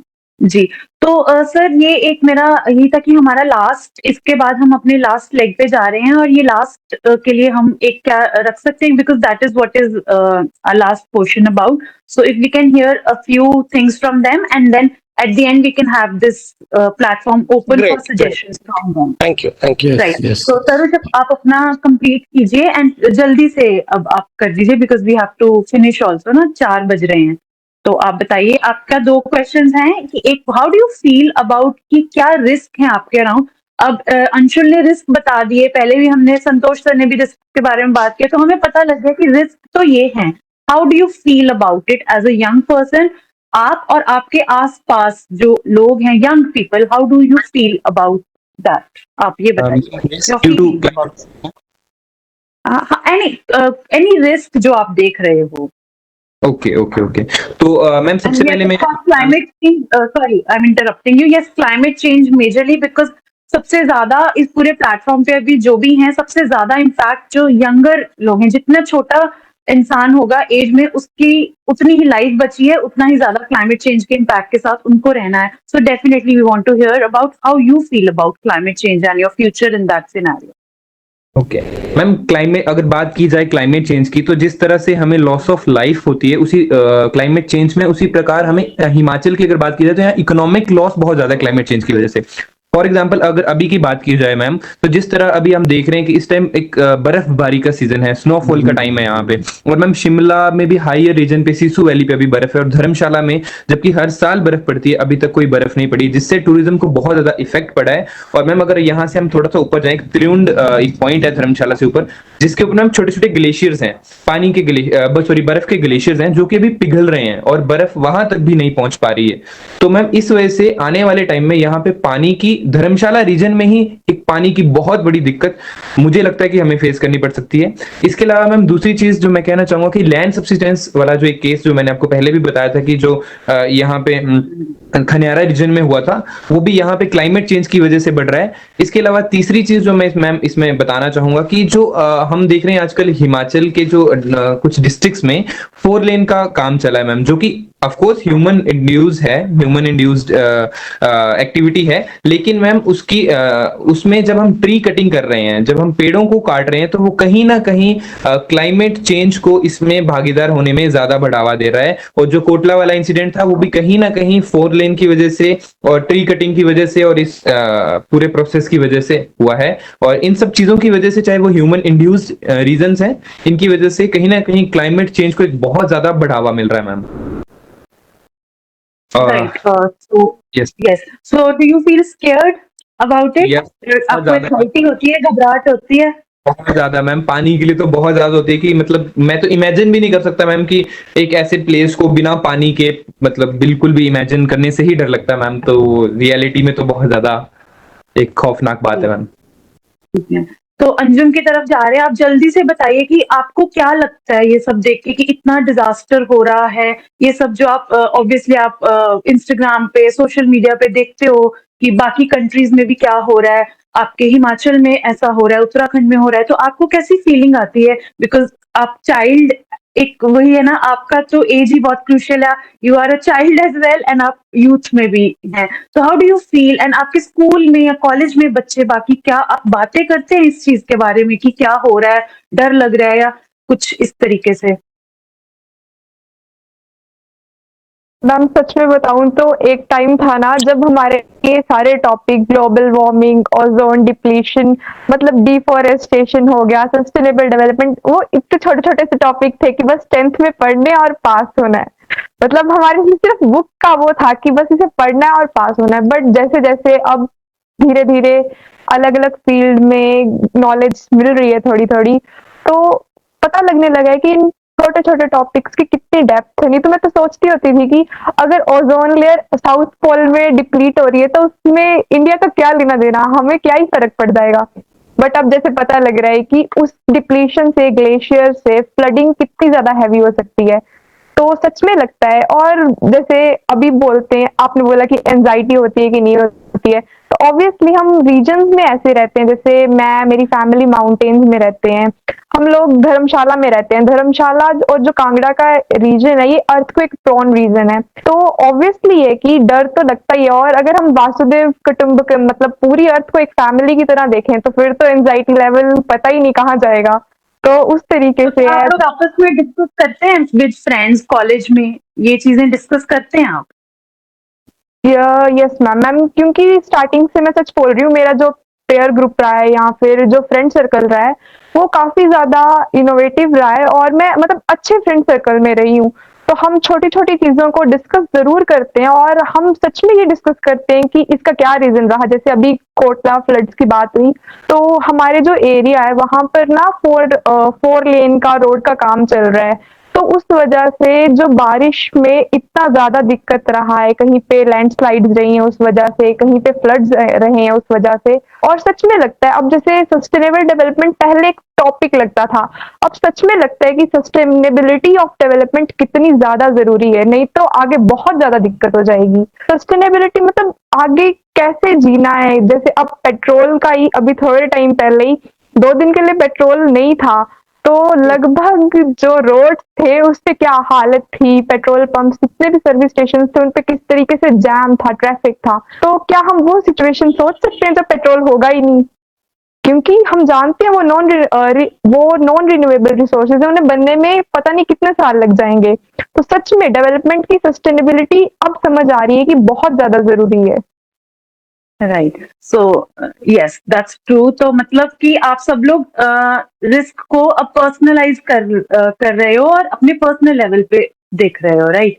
तो moving on to the last leg of our session, जैसे मिंटू सर ने भी बोला, आपने हमें बताया कि आप कैसे जुड़े, कैसे आप तीनों की बातों में ये आया कि चाहे करियर हो, इसमें हम मौका मिलेगा तो हम करियर बनाएंगे, डेफिनेटली इंटरेस्टेड हैं, लेकिन नहीं भी मिलेगा तो भी वॉलंटियरिंग की हद पे तो आप सब लोग इंटरेस्टेड लग रहे हैं, राइट?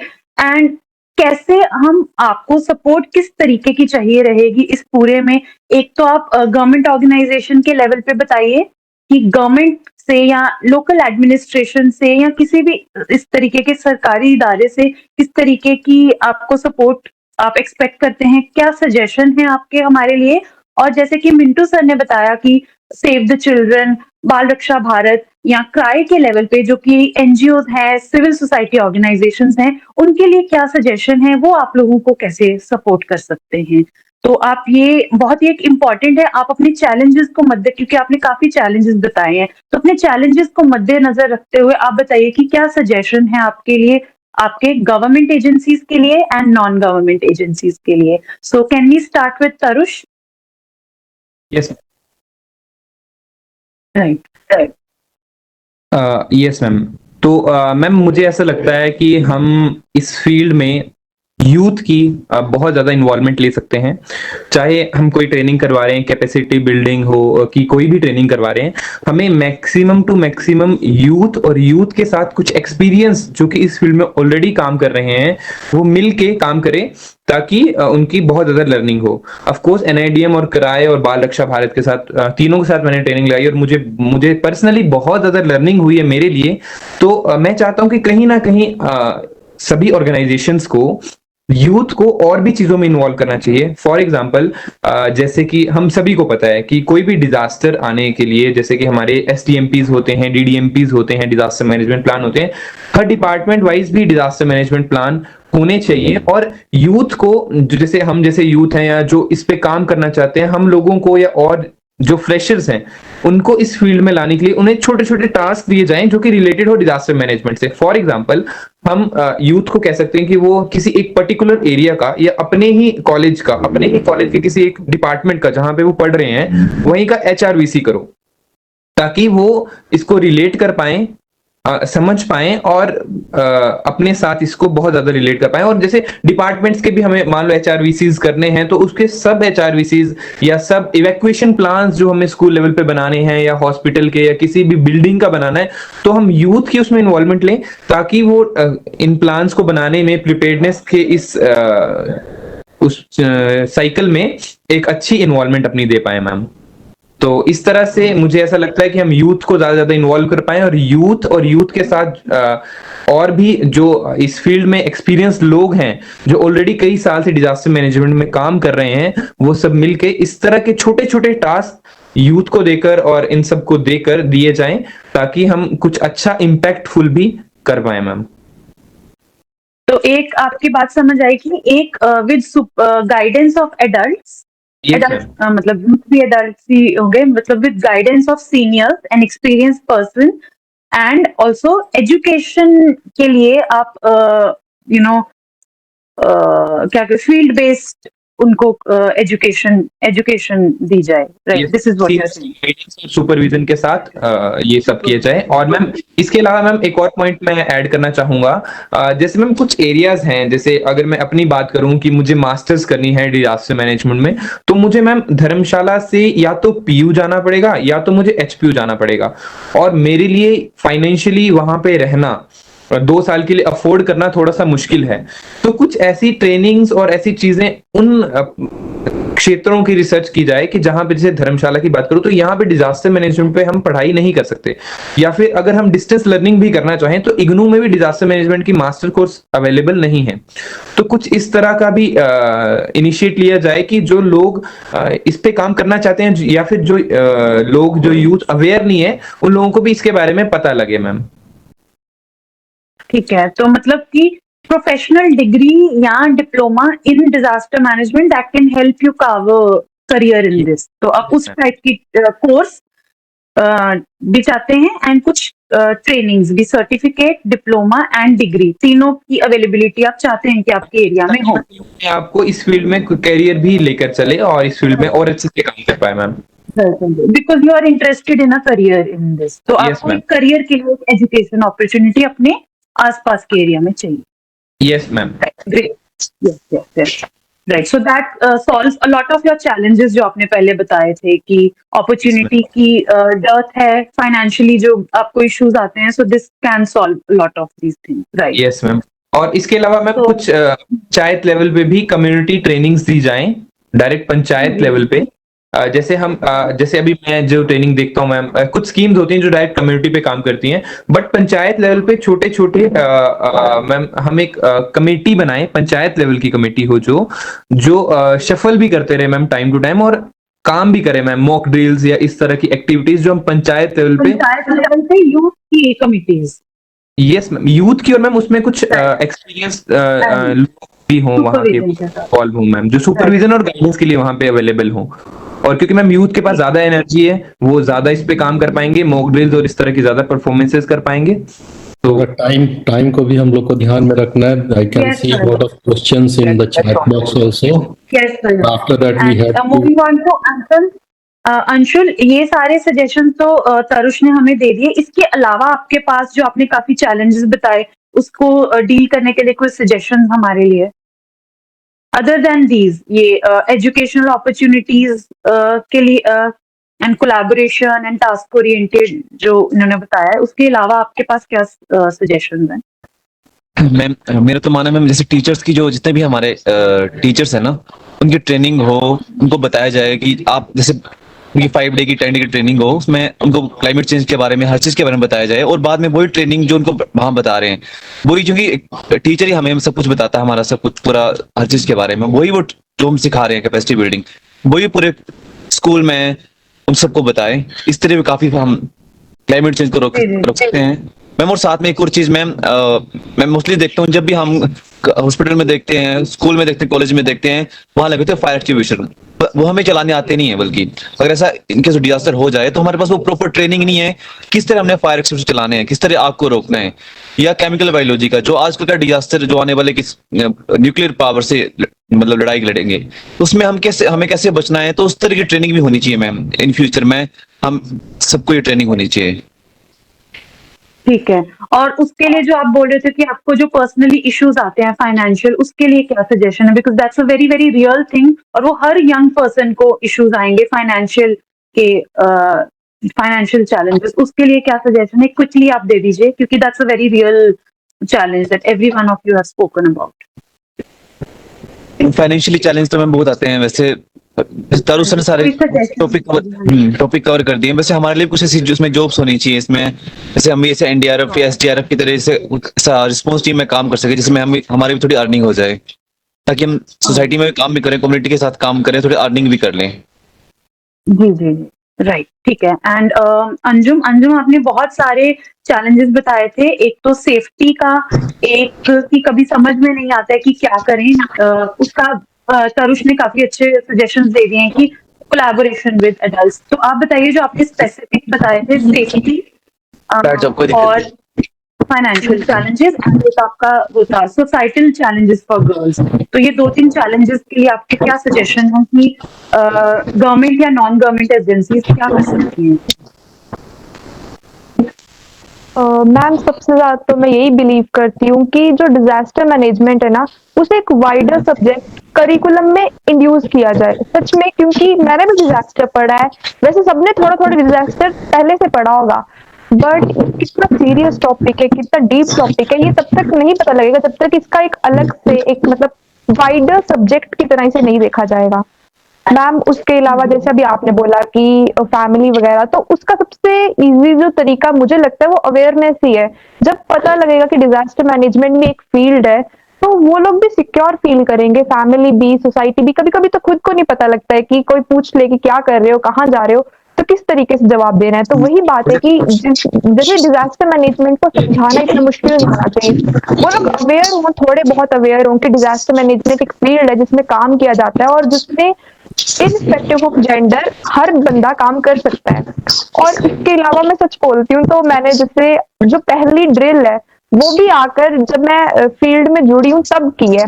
तो मैं सच में चाहूंगी कि स्कूल्स में मैंडेटरी कर दिया जाए हर एक 6 महीने बाद एक अर्थक्वेक ड्रिल, या फिर जैसे अभी अंशुल सर ने बताया कि फायर एक्सटिंग्विशर्स हमारे स्कूल में भी थे पर किसी को चलाने नहीं आते थे, तो फिर उनके लगे होने का क्या फायदा जब डिजास्टर के टाइम पे उसकी कोई हेल्प ही नहीं हो पाएगी। तो मैं सच में चाहती हूँ कि हर 6 महीने बाद अर्थक्वेक की ड्रिल तो एटलीस्ट होनी चाहिए। मैं सच बोलती हूँ, मतलब हम लोग ऐसे एरिया में रहते हैं जो अर्थक्वेक प्रोन है, पर मैंने भी पहली ड्रिल जो है वो फील्ड में आने के बाद कहीं ट्रेनिंग करते हुए की है, तो ऐसा नहीं होना चाहिए। तो आई रियली मतलब बिलीव कि स्पेसिफिक और टेक्निकल ट्रेनिंग जो है वो मैंडेटरी होनी चाहिए और वो करिकुलम में इंट्रोड्यूस होनी चाहिए। डिजास्टर मैनेजमेंट एक सब्जेक्ट बन जाएगा तो ये ड्रिल्स उसका पार्ट हो जाएंगे और फिर ये चीजें मैंडेटरी हो जाएंगी क्योंकि इसी के मार्क्स होंगे, तो मार्क्स के लिए तो चलेगा। जी ठीक है, right. So this brings us to the conclusion of our interaction with the young participants. Now, may I please invite all the panelists to address the policy level or operational level issues that these youngsters have spoken about.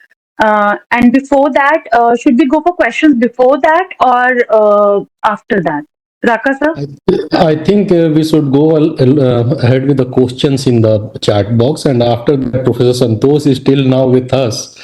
So Yes, it's sir. always better that as a holistic understanding the entire disaster management mechanism of the country at the last, he can take up all these issues if sir is having time. That will be the Right. best. Yes, sir. Yes. So, I'm moving Also on agree to with the this. question. Sir, Yes, you was telling something? I also agree with your suggestion. Since sir is Yes. there, so he should be able to address the question raised by this. After a long time, sir has completely listened to all the youths, their present situation, the problems, the future orientation, and everything.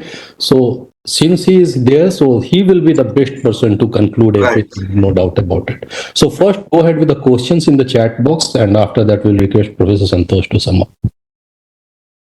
right, sir. So, एक question है from Navdeep Singh to all the panelists.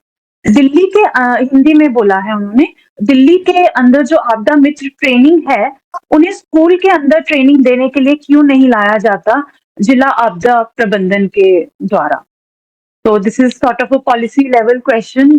Raka sir, Mintu sir. So this is not like कि लाया नहीं जाता है। School का अपना एक सिस्टम होता है एंड स्कूल्स में reach out to the DDMA. DDMA also आपदा मित्रास को अपने साथ बुला करके स्कूल में उनकी ट्रेनिंग करा सकता है, स्कूल के बच्चों की करा सकता है। And there are always channels जहाँ पे अप्रोच कर सकते हैं स्कूल एडमिनिस्ट्रेशन जिस लेवल पे जहाँ अप्रोच करना चाहे, whether it's DDMAs or the SDMA or the private organizations like working in the field of disaster management like Save the Children. So Rajasthan में हम लोग तो जहाँ जहाँ ट्रेनिंग करने जाते हैं कई बार स्कूल वाले हमें बताते हैं कि हमें ये चाहिए, तो जो वहाँ लोकली अवेलेबल रिसोर्स होता है हम उनके साथ उनको कनेक्ट करा देते हैं। So it's not that it's band, they can do that and it's very easy. Actually school administration को अवेयरनेस की बहुत ज्यादा कमी होती है, कहाँ से उनको करना है, कैसे करना है। That we have to somehow help them out. उनको बताना पड़ता है क्या होगा कैसे होगा। Right sir, thank you. एक क्वेश्चन ये है, yes, so there is a question regarding inclusion of disaster management in curriculum, कि वो कब होगा properly in an official manner, disaster management in curriculum, because I think Anjum had spoken about it and there's a question about it. This is very important question, and I think when Professor Santosh will be concluding, he will pick up this issue. Along with सिर्फ curriculum का ही issue नहीं, यहाँ पे एक बहुत बड़ा सवाल एक बहुत किसी बच्चे ने पूछा यहाँ पे कि अगर धर्मशाला में रहते हुए हम डिजास्टर मैनेजमेंट का कोर्स करना चाहते हैं तो कोई online opportunity as on date ऐसी अवेलेबल नहीं है as on date. So we have to see that. और करिकुलम के बारे में जहां तक मामला है, देखिए disaster management being a state subject है, और जिन जिन स्टेट्स ने डिजास्टर को फेस किया है एक्चुअली वो अपने कैरिकुलम में इसको शुरू से लेकर के आए हैं. कई राज्यों में तो मुझे लगता है 4th क्लास से डिजास्टर मैनेजमेंट स्टार्ट है, 6ठी क्लास से तो है ही है, और अभी रिसेंटली उत्तर प्रदेश गवर्नमेंट ने 1st क्लास से डिजास्टर मैनेजमेंट को अपने कैरिकुलम में लाके रखा हुआ है और स्टार्ट किया है. तो ये एक प्रोसेस है, और जैसे जैसे राज्यों को लगता है कि हाँ हमें अब अपने स्कूल के अंदर में इन चीजों को लेके आना बहुत जरूरी है, and they are proactive into that. एक सवाल जो है जो बहुत इंपॉर्टेंट मुझे लगता है, जहाँ पे professor Santosh can highlight that, कि क्या यूनिवर्सिटी नेटवर्क में एनआईडीएम कुछ ऐसा प्रोग्राम कर सकता है किसी यूनिवर्सिटी के साथ, और समहाउ की डिस्टेंट मोड में मास्टर्स हो या रिसर्च हो या something like that, the students और the eager practitioners can do that. Right, sir. So when we have Professor Santosh with us, so we can have these discussions with him. एक question है, this is by Shaheen sir only, and this is to the youth with us. Sir is asking that what are your suggestions कि हम और youth को कैसे involve कर सकते हैं और यूथ को कैसे एंगेज कर सकते हैं अपने प्रोग्राम्स में ग्राउंड लेवल पे. तो पहले हम सर क्या अपने स्पीकर्स से सुन लें. फटाफट आप बताइए क्रिस्पली, जैसे अभी राका सर ने बहुत फटाफट से क्रिस्पली बताया ना, तो आप बताइए कि हम और लोगों को, आपके जो साथ के लोग हैं जो अभी इंटरेस्टेड नहीं हैं, तो कैसे हम उनको एंगेज कर सकते हैं कि वो पॉजिटिवली एंगेज हो हमारे साथ. तरुष आप बताइए क्या वो फैक्टर्स हैं. मैम मुझे ऐसा लगता है कि हम लोगों को जो भी और यूथ है जो अभी इस फील्ड के बारे में जानते नहीं है, उन्हें कुछ ऐसी चीजें उनके साथ की जाए, मतलब कुछ उनको वीडियोस दिखाई जाएं जो अभी तक हम लोग जो काम कर रहे हैं. फॉर एग्जांपल जो अभी यूथ इन्वॉल्व है डिजास्टर रिस्क रिडक्शन में, वो यूथ जो काम कर रहे हैं अपनी कम्युनिटी में, या हम लोग चंडीगढ़ या पंजाब जाकर या कहीं जाकर जो भी ट्रेनिंग्स अटेंड कर रहे हैं, इन सब के बारे में उनको बताया जाए. हम लोग ही इस चीज को स्प्रेड करें और ज्यादा से ज्यादा यूथ को ये सब चीजें बताएं कि क्यों ये चीजें हमारे लिए सीखना जरूरी है, और रिलेट किया जाए यूथ को इन सब चीजों से. ठीक है. एंड अंजुम आप बताएंगे क्विकली कि क्या किया जा सकता है. आपके फ्रेंड्स जो इंटरेस्टेड नहीं हैं वो कैसे इंटरेस्टेड होंगे other than what Tarush has said. Ma'am वैसे मेन चीज अवेयरनेस ही है कि जब उन्हें पता होगा कि ऐसी एक फील्ड है जिसपे काम किया जा सकता है, तो वो मतलब पहले तो पता होना चाहिए ना, तभी तो बंदा उसमें काम करेगा. तो मेन चीज मेरे अकॉर्डिंग अवेयरनेस है, क्योंकि मैं भी एक टाइम तक अवेयर नहीं थी, मुझे भी नहीं पता था कि डिजास्टर मैनेजमेंट एक फील्ड है जिसमें काम करने की जरूरत है. तो जब वो अवेयर होंगे और उन लोगों को पता लगेगा कि इस तरीके की ट्रेनिंग्स हेल्प करती हैं, तो वो ऑब्वियसली काम करना चाहेंगे. राइट. एंड अंशुल, इन दोनों फैक्टर्स के अलावा कोई आपके पास सजेशन है यूथ को और कैसे जोड़ा जाए. मैम जैसे मैम उनको जैसे 3 दिन का एक प्रोग्राम बना सकते हैं, एडवेंचर कैंप जैसा, उसमें एडवेंचर कैंप साथ में हम अपनी एक्टिविटीज करें, साथ में एक्स्ट्रा हम डिजास्टर के बारे में पढ़ रहे हैं, उसमें हम डिजास्टर की चीजें सीख रहे हैं, मेडिकल के बारे में सीख रहे हैं, या कोई भी ऐसे कैंप जैसे एनआईसी नेशनल इंट्रोडक्शन कैंप है, उसमें हम स्पेशल 2 घंटे जो निकाल रहे हैं डिजास्टर मैनेजमेंट के लिए, उसमें हम वो चीजें सीख रहे हैं, बेसिक लाइफ सपोर्ट के बारे में और क्लाइमेट चेंज के बारे में. तो ये चीजें ऐड कर सकते हैं सर, ताकि उनका इंटरेस्ट इसमें बनता जाए धीरे धीरे. ठीक है. And thank you so much, आप तीनों ने बहुत अच्छे से आंसर किया है. एंड आप चैट बॉक्स पढ़िए, आपको काफी मोटिवेशन फील होगा. बहुत से पार्टिसिपेंट्स ने आपको काफी अप्रिशिएट किया है, and all of them have only encouraging and appreciative words for you. And बहुत ही आपने अच्छे तरीके से पार्टिसिपेट किया है, एंड सब लोगों को आपने बांध दिया. You should definitely read the chat box. And yes, so thank you so much. And now, so we are done with almost all the questions. So Yes, can we we move should on go to ahead with the, go ahead with the conclusion, yeah. conclusion? So may I please invite Professor Santosh Kumar to the platform so that we can have that final discussion on the level of policy making for the youth engagement. So do we have Santosh sir here? Or Yes, Santosh sir is here, sir. Can you hear us? so along with Santosh sir, may I please also invite all the panelists to join in this discussion. Santosh sir will join this meeting soon. Okay, ठीक है, जैसे ही आएंगे एक बार बता देना, तब तक हम लोग डिस्कशन अपना ठीक है सर। ठीक है, so Shaheen sir, go ahead with that. तो सबसे पहले तो really I would like to congratulate all the 3 champions. You are really champion and मैंने सुन रखा था youth champion this the first time I really interacted with youth champion and I'm so happy। मुझे बहुत ही अच्छा लगा कि हम आपकी बात सुने और इतने यंग एज में इतना अच्छा समझ रखते हैं आप, है ना। और और ये जो है कि नहीं, जैसे संतोष सर ही बोल रहे थे कि सारे बदलाव जो है कि नहीं युवा से ही होती है। उन्होंने एग्जाम्पल दिया था, गौतम बुद्धा का एग्जाम्पल दिया। Swami Vivekananda himself was very young when he started. Bhagat Singh का उन्होंने एग्जाम्पल दिया, है ना। राम प्रसाद बिस्मिल, कोई भी आप देख लीजिए रिवोल्यूशन, कोई भी समाज में चेंज लाता है तो वो युवा ही ले आते, क्योंकि youth can take the challenge to change the traditional pattern. और हमें लगता है कि ये बहुत ही अच्छा संकेत है।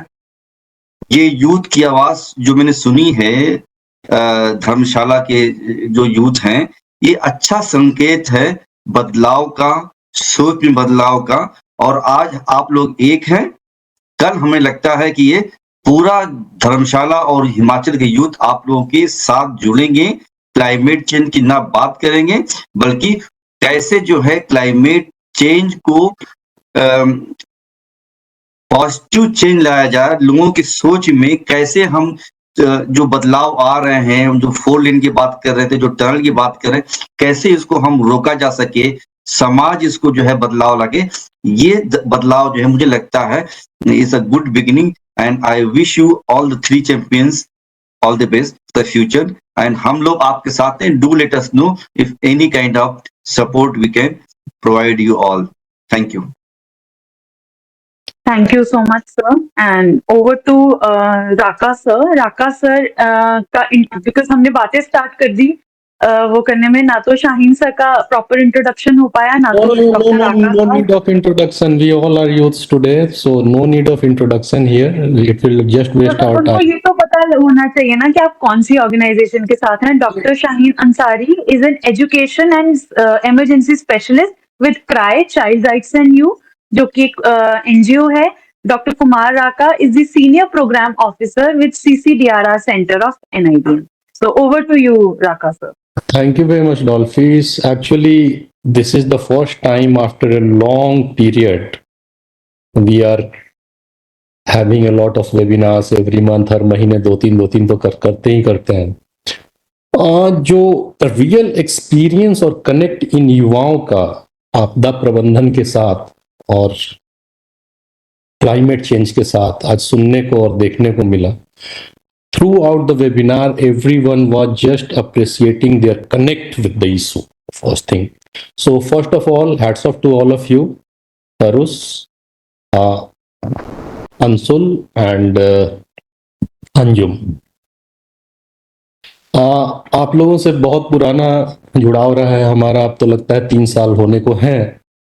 और इस 3 साल में जब पहली ट्रेनिंग में आप लोग मिले थे तो as a CCDRR representative we identified you कि आप में एक जज्बा है कुछ करने का, और along with that we keep guiding you here and there.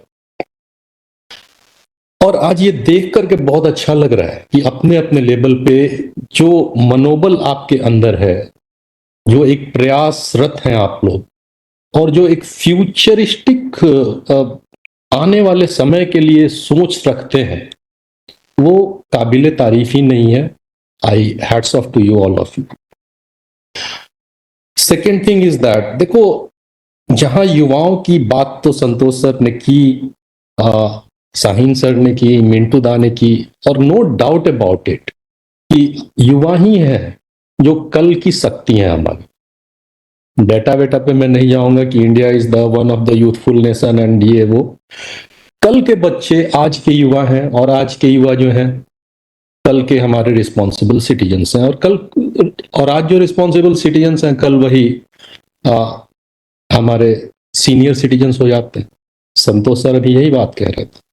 और एक ये सेफ्टी एंड सिक्योरिटी, चाहे वो डिजास्टर मैनेजमेंट को लेकर के हो या चाहे अपनी डेली रूटीन लाइफ की हो, ये सेंस जब तक बहुत शुरू से इंस्टिल नहीं होगा, जब बच्चा बच्चा रहता, तब तक ये अचानक से वो आज हम लोग डिस्कस कर रहे हैं ना कि ये अवेयर नहीं है, वो अवेयर नहीं है, उस तक कैसे पहुंचना है, उस तक कैसे पहुंचना है। और अगर ये बहुत यंग एज से स्टार्ट किया जाए तो लाइफ साइकिल के साथ जो अप्रोच चलते रहती है, आपकी समझदारी भी बढ़ती है और आप चीजों को लेकर के आगे भी चलते हैं, और वो सेंस जो है आप में बचपन में आ चुका है वो आपके साथ साथ बहुत लंबे समय तक जाता है। दूसरा एक इंपॉर्टेंट बात है कि आज के जितने भी युवा जो है डिजास्टर मैनेजमेंट से जुड़ने के बाद एक कैरियर देखने की कोशिश करते हैं डिजास्टर मैनेजमेंट के अंदर में। एक्चुअली डिजास्टर मैनेजमेंट में सबका कैरियर है, चाहे आप एजुकेशनिस्ट हैं, चाहे आप डॉक्टर हैं, चाहे आप जियोग्राफर हैं, चाहे आप फायरमैन हैं, चाहे आप एनडीआरएफ हैं, चाहे आप एसडीआरएफ हैं। आपके बिना ये डिजास्टर मैनेजमेंट तो पूरा जितनी तरह की पढ़ाइयां हैं सबका कॉम्बिनेशन है। इवन आर्टिफिशियल इंटेलिजेंस हो या एआई हो, right. Disaster management as a core, भले आपको अपॉर्चुनिटीज की कमी दिखती हो, लेकिन जहां आप अपने फील्ड में एक्सेल करते हैं और उसके साथ डिजास्टर मैनेजमेंट को कनेक्ट करते हैं तो आप एक्चुअली डिजास्टर मैनेजमेंट को बहुत कुछ देने के लायक हो पाएंगे।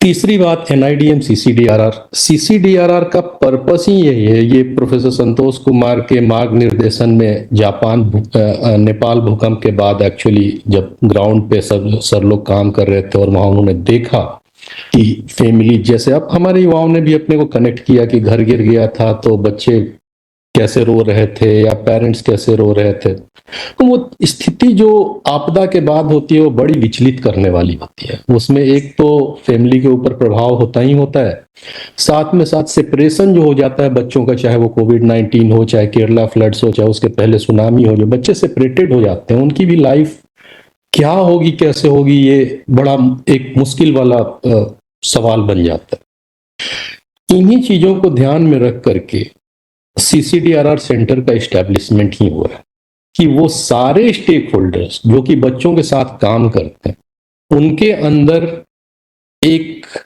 शुरू से ये समझ डाली जाए कि आपदा प्रबंधन बच्चों को डायरेक्टली कैसे हिट कर रहा है, कैसे प्रभाव डाल रहा है, और वही बच्चा कल को यूथ होने वाला है। इस जर्नी में चलते चलते हमने देखा कि ठीक है, बच्चों के ऊपर तो हम केंद्रित हैं ही हैं, बच्चों के बारे में हम बात कर रहे हैं, लेकिन एक आवाज आनी शुरू हुई कि why not we have to go ahead with the youths as well. तो उसके लिए फिर हमने एक स्पेशल ट्रेनिंग लेकर के हम पिछले 3-4 साल से वो भी हमारा चल रहा है, engaging youth and adolescents in disaster and emergency management and climate change adaptation. वहां पे हमारा पर्पस क्या होता है? देखिए, हर ऑर्गेनाइजेशन का अपना एक लिमिटेशन होता है। एनआईडीएम की इतनी रीच नहीं है कि भारत के हर एक युवा के पास जाकर के उसको ट्रेन कर पाए। So idea behind that is कि हमने फोकस करना है जो इन युवाओं को ट्रेन करते हैं।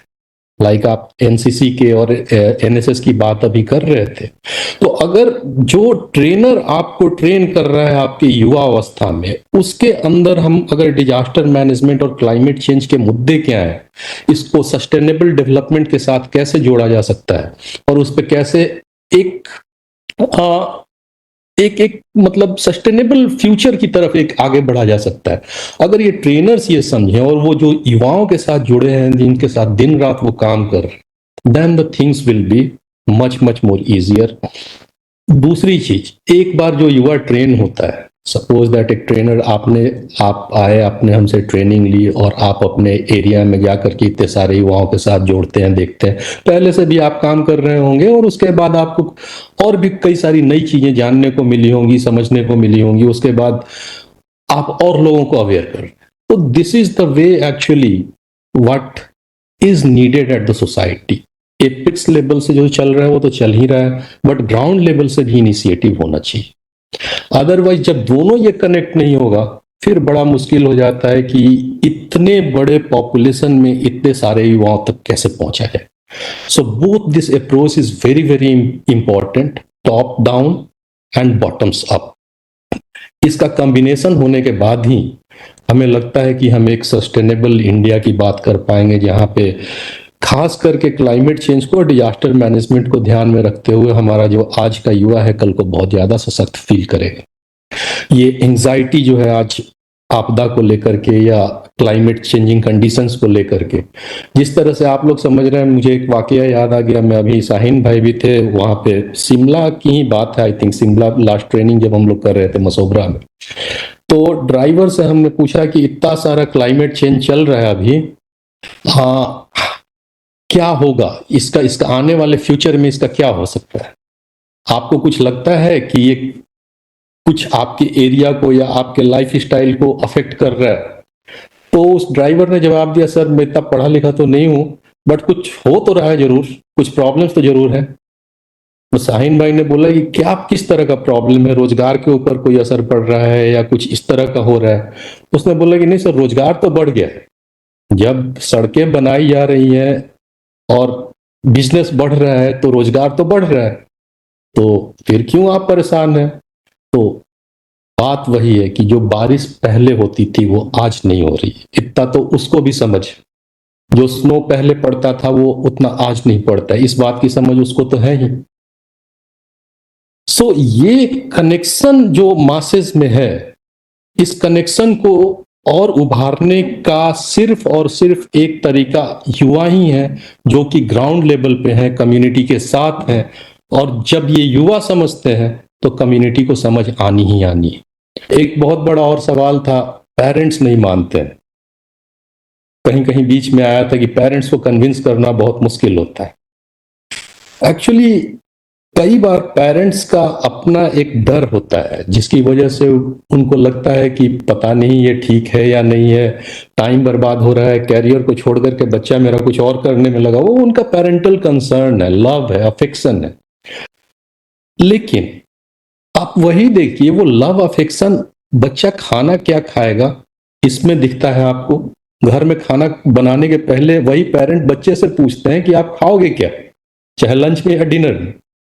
छुट्टियां मनाने के पहले पूछते हैं कि कहाँ घूमने चलना है, पहाड़ पे चलना है कि समुद्र के किनारे चलना है, वो भी बच्चे से पूछ के तय करते हैं। वो पेरेंटल कंसर्न। सो इस पेरेंट को भी आप युवाओं को ही समझाना है कि आई कैन सी फ्यूचर, हम फ्यूचर प्रेडिक्ट कर रहे हैं और हमें आने वाले टाइम में लंबे समय तक इस धरती के ऊपर रहना है। That is why we are feeling anxious. और जब आप बात करेंगे, पॉइंट्स देंगे, तो निश्चित रूप से बच्चे की बात पेरेंट्स सुनते ही सुनते हैं। ऐसा कोई पेरेंट नहीं हो सकता, अपवाद दूसरी बातें हैं, बट जब आप कन्विंस करेंगे और लॉजिक के साथ कन्विंस करेंगे तो पेरेंट्स मानेंगे आपकी बात। मुझे लगता है सर, वो एक बार फिर से चेक कर लीजिए, if sir is coming then it's okay. Ranjan, will you be able to check Santosh sir की availability? और वास्तव में मैं फिर से एक बार सबका धन्यवाद करता हूं from the child centric disaster risk reduction centre, national institute of disaster management, on behalf of our executive director Shri Rajendra Ratnu IAS and Professor Santosh Kumar, Project Director CCDRR. First of all, congratulations to all our 3 youth icons present here today.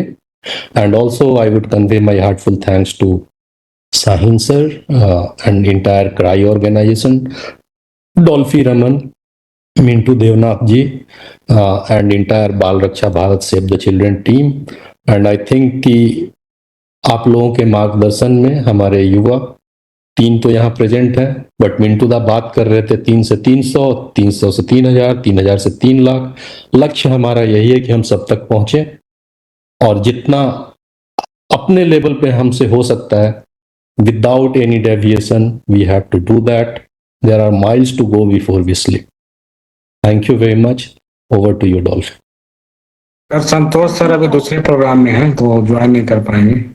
कोई बात नहीं, हम लोग शाहीन भाई आप कुछ, Shaheen sir तो बोल चुके हैं। मिंटू दा आप अगर कुछ बोलना चाहें तो। No, I think thank you very much for this this great opportunity and great discussion. I think what we learned today is a fantastic learning. This is the champion story and motivation which we will carry in our workspace and motivate more and more youth and children to do the same thing. And उनकी जो suggestion I हुई है खास करके youth को कैसे engage करें, उनकी प्रोग्रामेटिक कंपोनेंट, आई थिंक सहमत होंगे कि क्राई और बाल रक्षा भारत और एनआईडीएम की जैसी संस्था कैसे युवाओं को और इस काम में जोड़ सकते हैं। हम इस दिशा में एक बहुत बड़ी दिशा मिली है आज, और इस तरह की प्रोग्राम जो है हम आगे जरूर डिजाइन करेंगे। And thank you very much for be inviting us here. And Bal Raksha Bharat we jointly with NIDM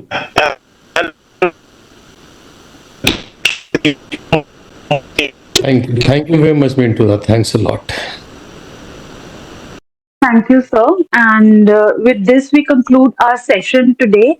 And chat box में मैं पढ़ रही थी, I was reading that a few of the participants had an issue with Hindi. I apologize with that. Sometimes it happens that in order to be bilingual, कुछ लोग कई बार उस coverage से बाहर चले जाते हैं. But we've tried to cover as much in English as in Hindi. So we apologize for that. And this video will also be available on YouTube. And YouTube, has automated subtitles with that. So you can also access this video with subtitles on YouTube. So thank you for that. And again, words of appreciation for all the three youth champions. When we were discussing, I was a little apprehensive कि first time आप लोग इतने young हो, first time आप national platform पे आओगे, will you be able to handle or not? But you guys have impressed all of us very much, and I must appreciate the youngest of all, Anjum. You have really impressed all of us. आपकी इतनी अच्छी समझ है इतनी छोटी उम्र में, and Anshul की और तरुष की इतनी ज्यादा डेडिकेशन आप सबकी, thank you so much. And this programme has been such a success. इतने अच्छे अच्छे पॉइंट्स आपने बताए जो हम लिटरेचर में अच्छे रिसर्च पेपर्स में यूथ के बारे में पढ़ते हैं। You guys have given us similar points with अपनी रीजनल, आपके जो लोकल एरियाज की जो इश्यूज हैं। Thank you so much, and thank you to all the attendees and the panelists. Thank you so much. Raka sir, can we end the program? Sir, आप mute हैं. Just conveying thanks to everyone. Thanks. We can close now. Yeah. ठीक है, और आप तीनों को तो कुछ कहना है तो आप you can take 1 minute and you can just say if you want to say something. Because I just realized concluding. On the behalf of NIDM, जितने भी हमारे यूथ चैंपियन है सभी को धन्यवाद करता हूँ जिन्होंने प्रकृति से अपने नेचर से जुड़े, उनका जुड़ाव जो दिखा वो मेरे को बहुत अच्छा लगा। किस तरह से बचपन से अपने नेचर से जुड़े रहे और उसको किस तरह से उन्होंने अपने ऊपर होने वाले इफेक्ट को अच्छे तरह से दर्शाया इस पूरे वेबिनार में। तो मैं एक बार ऑल यूथ चैंपियन जो यूथ ब्रिगेड है उसको फिर से दिल से धन्यवाद देता हूँ कि अपने एरिया के लिए काम करते रहे, कम्युनिटी के लिए काम करते रहे। Thank you. We enjoyed today's webinar a lot, no doubt about it. And like Mintu sir has said, Shaheen sir, Raka sir, and Santosh sir, उन्होंने beginning में कह दिया था, if there is, we are there to support you, CCDRR, NIDM, Bal Raksha Bharat, and CRY, we are there to support you, and hopefully we can do wonderful things together. Thank you so much. Thank you. Thank you.